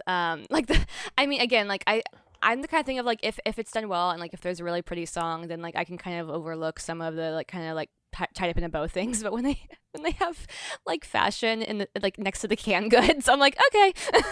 That's one thing that I also would say is that that store I would not be think solvent. is that I think you could replace like some of the scenes where they cut back to the beach and all that other stuff. You could replace that with Vanessa's actual storyline of the film. Yeah. They could have shared a storefront or something, like, as opposed to having it in the same store. Because we know that there's at least one scene that they cut where Vanessa talks to Usnavi about her passions for fashion, and she shows Oh him yeah, because the it was fashion, in the trailer. because that's in the trailer, but it wasn't. And we're like, in where the is it? film. It's a Yeah, GIF that was and one of the everything. things that I'm just like, it's not here. So I think that's one Yeah. of the things that they could have. Well, yeah, because replaced. you pointed out, you made the connection that I hadn't made of that. You think that the scene where he goes to the lawyer was moved It's definitely not supposed to be there. because he's wearing the shirt from later in the movie after he had a talk with Vanessa. And something else that I noticed is that none of the lights in the building are on. It's all natural lighting from the window. And he's like Yeah. close to the window trying to read something. So I wonder if that's Yeah. another thing that like shows that it was supposed to be later in the film. Or if he's just wearing the same outfit twice. I mean, Yeah. Well, also, I think if I remember correctly, in the trailer for that cutscene, I think Vanessa might have been in the same outfit that she was when they were on the steps. oh, she definitely was. She was. She had the bun, she had the tank top, she was in all Yeah. that stuff. So I'm assuming they go from the steps into her room where she shows him her fashion, the sketches, and all the other stuff. So I feel like that's something that could have been reworked. Mm-hmm. I'm gonna We be sound honest. like we sound like a YouTube channel that breaks down trailers shot by shot. That's what we sound like the last 2 minutes. We'll break down In the Heights minute by minute. Like, well, Yeah, we're we'll put the red basically- arrows and circles and everything saying Yeah. like here's what you missed. I think the other thing that could have been cut was when Benny walks in on Kevin and Pike talking. I think you could have had just his reaction. no, I think you could have had Kevin call the school to be like, "Oh, what's the price?" I think we had enough subtext with saying like, "Oh, well, your dad kept half the store and all that stuff," and we do see Pike when he's talking to Abuela about the napkins charging $9 a piece and all that stuff. So I think Yeah. we had enough of him that if you would have cut that scene and we would have gone to dinner and he would have just brought it up naturally instead of As opposed to Benny being like, "What the hell?" yeah, instead of Benny coming in heated and all that stuff, I Sure. think that would have been Yeah. more not like I think it would have hit harder because it's something that like had been alluded to, whereas in the film we see it pretty bluntly Yeah, saying like, it might have "Oh, been a bit more. It might have been a bit more of a gut punch for people who didn't already know the story. yeah, I will also say I think it's hilarious. We talked about this before with when he's like, "And if your mother, God rest her soul, was here, she'd agree." And like anybody who knows the musical is Musical. like, she gets pissed. yeah," she gets mad. She's at like, "You him did not for a lot of discuss this things. with me."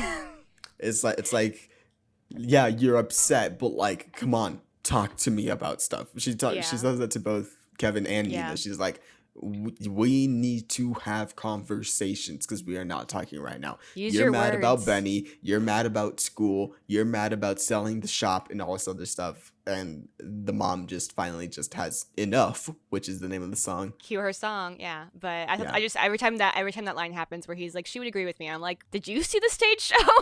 Like, Yeah, it's like we all know she wouldn't. no, but- she wouldn't. You well, changed that. The stage version of Nina's mom wouldn't. God rest agree. the dead one apparently I would. know, right? Yeah, exactly. Different mom. Speaking of the dead mother, I think I had said this in the Discord, but when Nina is singing "Breathe" and they go through like her life and all that stuff, Oh, yeah, there's yeah. a shot where Nina goes up to her dad as she's about to go off to college, and they go past the TV. That's actually one of the actors. I think that is the actress who originated Nina's mom love on that. Broadway.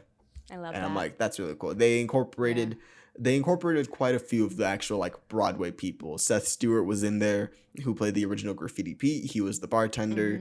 Javier Munoz, who usually takes over for a lot of Lynn's roles after he's done with them.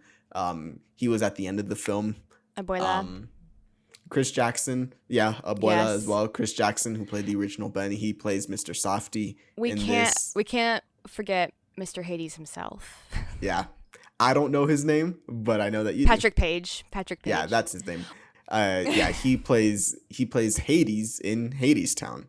Oh, I didn't know you were gonna say that. Yeah, oh my gosh. If y'all hear his voice, he goes so low, and let's just say he's very good at playing the devil, but Yeah. being like a charming devil. And go listen to Hades Town, it's amazing.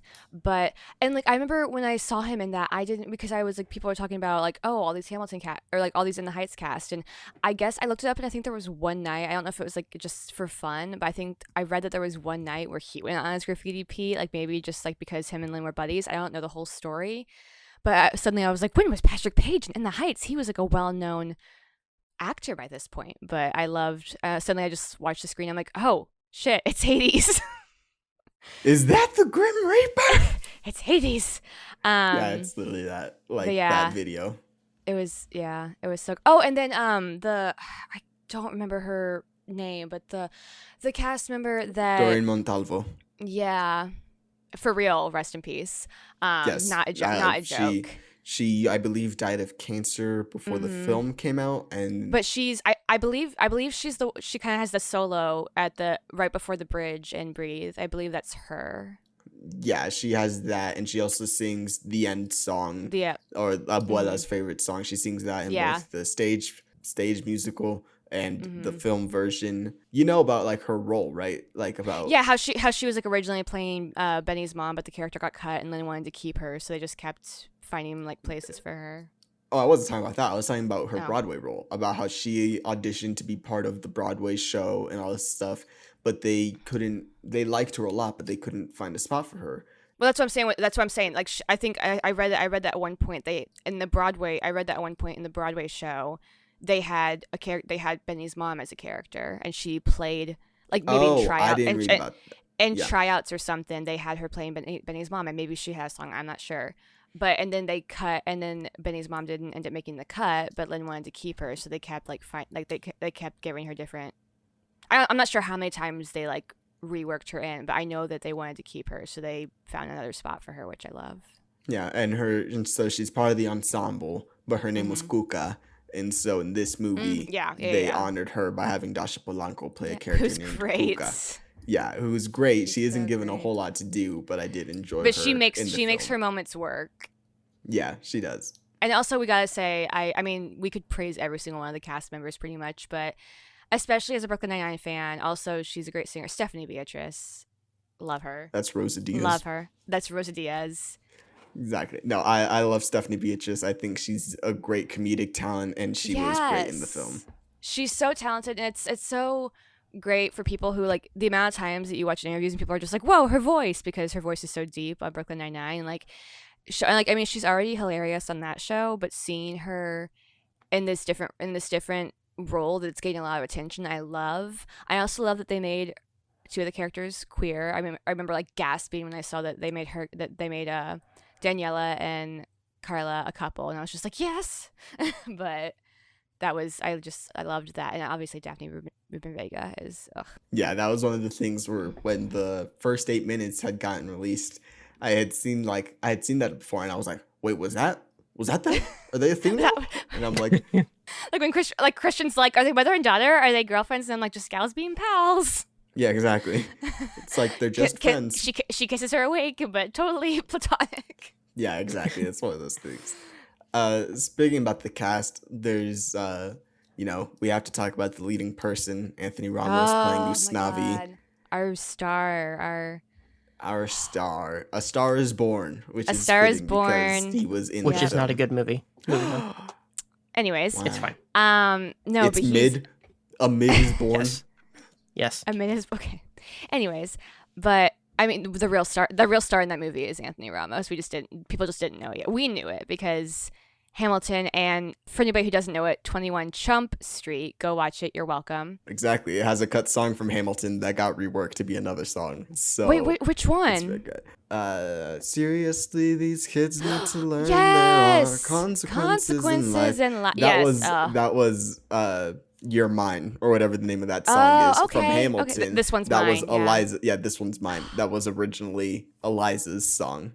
Also, just seeing, like, I mean, Anthony was always talented, but seeing him go from like that like one night concert he did for 21 Chump Street because Hamilton like hadn't officially started rehearsals yet to this, and it was so cute because like a long time ago, like back when that happened, Lynn posted a picture of him and he's like, y'all don't know it yet, but this kid's gonna be a star, and it's like he is a star now, and like it's one of those things for somebody who you don't actually know but you like feel so much pride whenever they get attention, like especially for like anytime theater people get to be in movies. I'm like, that's my person. I'm like I knew you could do it. Yeah, it's one of those things. It's really just one of those things of like seeing someone finally get like their role. Because you feel like part of their community, like rooting for them, or like you feel like you're part of their like extended community, and like you're like, I always knew you were amazing, and now the rest of the world can be like, oh my god. Yeah, it's like the same thing that happened when Jasmine Cephas Jones, who is his fiance, she was nominated for an Emmy, and her father won Emmys on the same night, and it's just one of those things of like, good for you. And now she also, And she's on Blind Spotting, which her. For anybody who doesn't know, she was both Peggy and Mariah in Hamilton. But yeah, she played Peggy and Mariah in Hamilton. Her dad is Ron Cephas Jones, who you probably know best. Well, I don't know best, but like if you're a younger person, you'll probably know him more from his role in Luke Cage than you will of anything else. Apparently, he's also in This Is Us. I think he is on this. I think that's what he won. I think he plays the Emmy Sterling K. for. Brown's dad. I think. Yeah, I think that's what he won the Emmy for. Yeah. Jasmine Cephas Jones was part of Blind Spotting, the movie, and now the show, and so it's good to see pretty much everyone. It's like the whole Short Term 12 cast that happened, where a lot of the people from Short Term 12 went on to have really good careers. It's Caitlin the same thing with Stephanie Hamilton. Beatrice, Rami Malek. It's Brie like Larson. Brie Larson. I'll tell you what though, we need more John Gallagher Jr. Where the fuck has he been? Also, somebody who started on Broadway. he was in the original Broadway cast of this musical called Spring Awakening that is amazing. Leah Michelle. We don't have to talk about that. Jonathan Groff. Jonathan Groff. Sure. Chris. Well, you might not know Krista Rodriguez, but she's gotten some TV and stuff, so I love her. But no, Spring Awakening is amazing, and he was fantastic, and he had this really tough emotional role in it, and he does it so well. And so whenever I started seeing him in movies like Short Term 12, or like he was in that, and he was in the movie Hush, and he was in like he's been in some bigger movies too, and like 10 Cloverfield Lane's where I saw him first. Yeah, and like hearing people like Christian be like, oh yeah, the guy Johnny, like hearing them be like, oh yeah, he's from this TV show, and I'm like, he's a Broadway guy first, and I love this. I'm just like, oh, he's ours. He was also, well, he was an American Idiot on Broadway, like, and I'm pretty sure he won a Tony for Spring Awakening. I'm not I think so. So it's just like, anytime somebody started in theater, and like it kind of feels like the thing where it feels like, I mean, like obviously not, there's obviously like the jaded people in any kind of business, but especially when it's theater, when you can just get that sense of like they just love what they do and stuff, and like you can at least get that sense of like they're in it for the right reasons, and then you see that they're so talented, and you see their star just rise, and everybody suddenly is like, oh my gosh, I love this person, and I'm like, you're welcome. I'm like, I'm like, now you know how I've been feeling for 6 years. Yeah, it's definitely one of those things where I'm like, yo, I was listening to 21 Jump Street on the bus when I was a sophomore in high school, and it feels like now. You're such a hipster. I was just about to say it's like the theater version of hipster, where you're like, coming it's not from even Nick to call someone a hipster.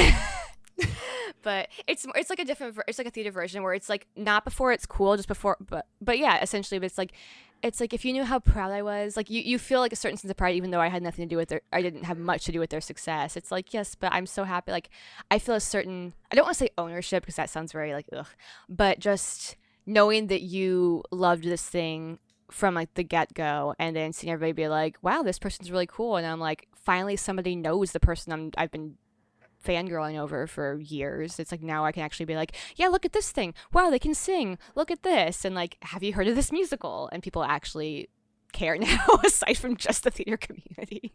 Yeah, it's gonna be the same thing with West Side Story with Rachel Zegler. Zegler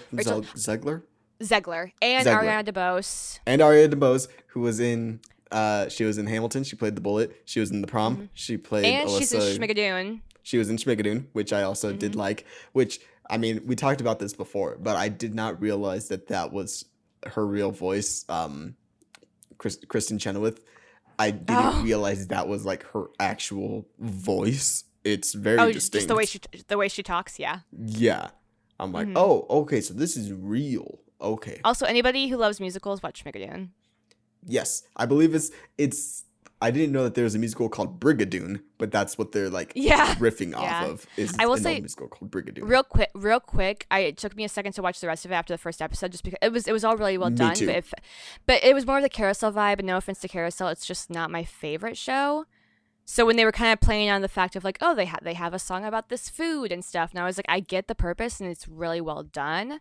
I was just like, can we move on from this little bit and like onto the, or like with, again, like with Aaron Tveit, who's now been in some bigger movies and stuff. It's like he's from, or like even Gaten Matarazzo from Stranger Things. It's like he was in Les Mis on Broadway. Just like any of these hundreds of things that are now getting attention, and I'm just like, they started on Broadway. I think both of us had that sort of like, we get it moment. Yeah. Like, as much as we make fun of that, of being like, we get it, we definitely had that with Schmigadoon. At least I did for the first two episodes, where I'm like, all right, I get it. I just need to.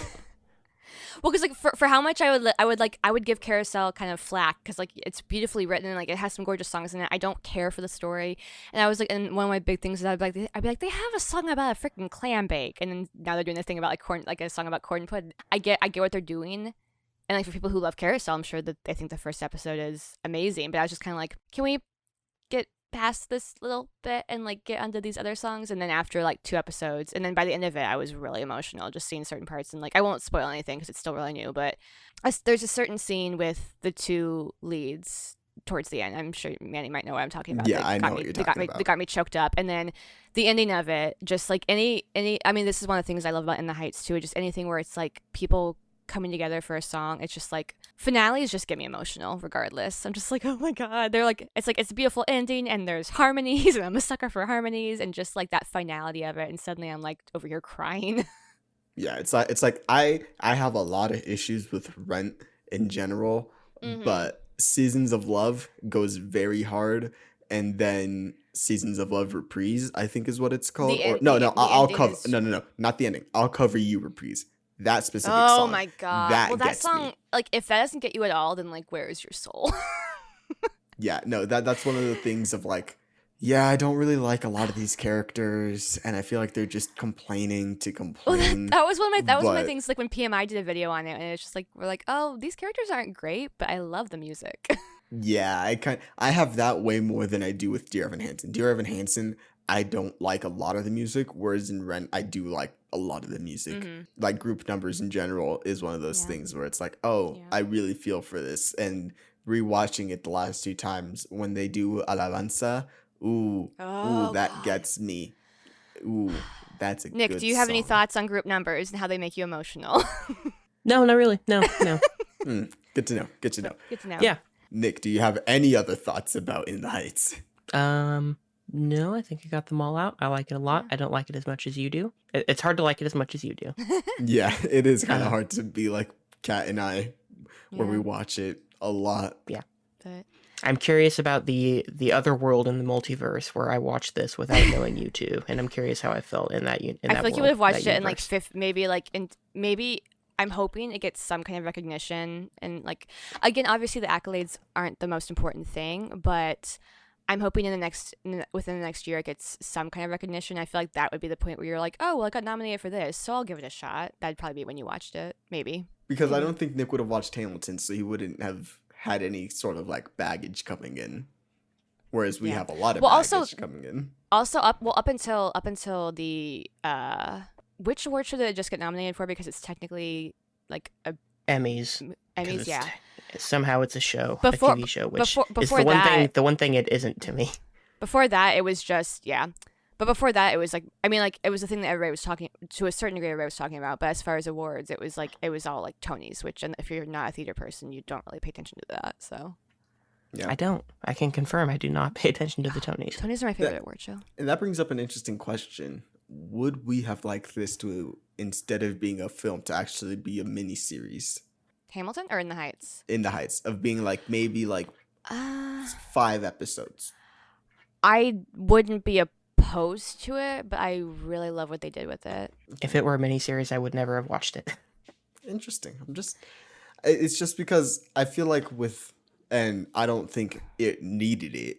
Well, not entirely, but with like a mini series, we would have been able to get into a lot of the topics that a lot of the theater fans that were upset with the movie would have been able to get. Like, we would have been able to spend more time with Kevin and the Rosarios. We probably would have kept Nina's mom in there and fleshed out the struggle of being a first generation student going to college and the burden that you have on that. We would have been able to spend more time with Abuela before she passed. We probably would have been able to get more time with Vanessa and see her actual passions. Right. It's just And her a thought struggles of and such, fleshing and- out the character. yeah. It's because I love the characters a lot, and the stories that are being told that I wouldn't have minded if it was like a 4, maybe like 5-part miniseries and just have the songs interlaced in each episode. But that's just it was just a question.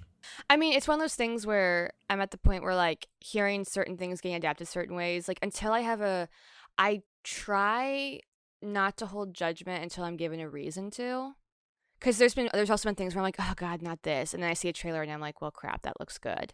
So especially if it's musical related, like there can be things where I'm like, not this again, and then like I hear a certain song and I'm like, well, dang it, that's really catchy. Like I'll become like kind of like roped into it. So it wouldn't be one of those things where I'm like, oh, like initially like, oh, amazing idea, but like if it was done well, I think it could be cool. But that being said, I for the most part love how the movie turned out, so I'm good with what we've got. I think that about wraps up our In the Heights discussion. I think that wraps up the episode for this week. the main reason we talked. Yeah, I mean, Unless you have anything else you want to talk about. I mean, No, I I- could go on talking about this movie forever. It's Manny not and I will have a 4-hour podcast about In the yeah, Heights. we'll have an In the Heights Part 2 discussion. We'll watch it together and just pause every scene and be like, now in this scene. Exactly. We'll talk about the mise en scène in each scene. Oh, my yeah. God. Yeah, Nick's favorite film term, mise en scène. Term that no one ever actually uses, but they have to teach you in every class ever. Oh, I had to use it this week for my class. I had to shoot with mise en scène in mind. What does that even mean? Oh.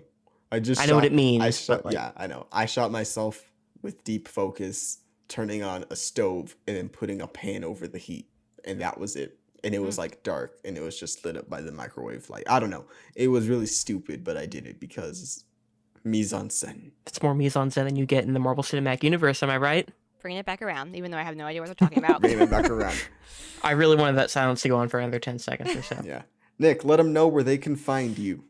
You can find me on Twitter, Instagram, and Letterboxd now at Reeves_117. Kat, where can people find you if they want to follow you and hear all of your discussion posts that you probably will not be end up posting? Well, my Twitter is public, so that's at catastrophe with a underscore between the cat and after the catastrophe. You can figure it out. And then, so yeah, just go watch Bobkat. I did get the TikTok handle from Bobby because it's his TikTok. So if that is your way of viewing, we have Bobkat videos on there, and it's Link Skywalker 1409. So go check us out there. Otherwise, Bobkat on YouTube, it's just under his channel, Bobby Mitchell. And if you go watch, we all know each other because of the Wingers. They're on YouTube, Amateur Hour Films. And if you want to join our Discord, you can see how awesome we all are and see all of our fascinating $3. conversations. Yep. Awesome is a word. Definitely a word. Yep.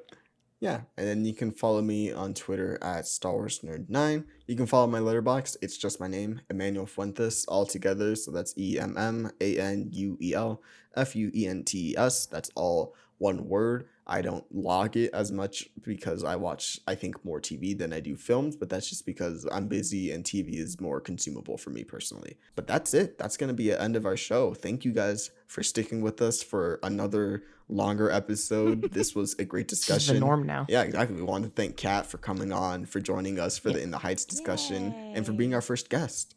Our first guest. Thank you for having me. I'll say I encouraged you to have me for this discussion because we were going to have you regardless. If you had it without me, then we'd have some other discussions.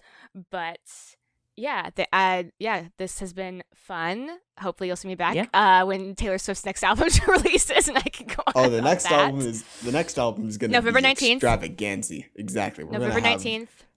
I'm planning on doing a star-studded. Nick, we'll probably have to end up doing 2 podcasts. You'll probably have to end up recording one yourself, and then I'll record one myself because I will be discussing the Taylor Swift album with Kat, and I'm hoping to get a couple of the people that we know to see if they would like to join us. Stay tuned. I'm excited. Stay tuned. This was a lot of fun, and I loved. I mean, you know me. Any chance to talk theater, or especially the movie that I've been obsessed with, I'm happy to talk about it. So that's amazing. Thank you guys for watching. Make sure to like, subscribe, follow us on Anchor, Spotify, Apple Podcasts. Leave a review. It helps out. And we'll see you guys on the next episode. Bye.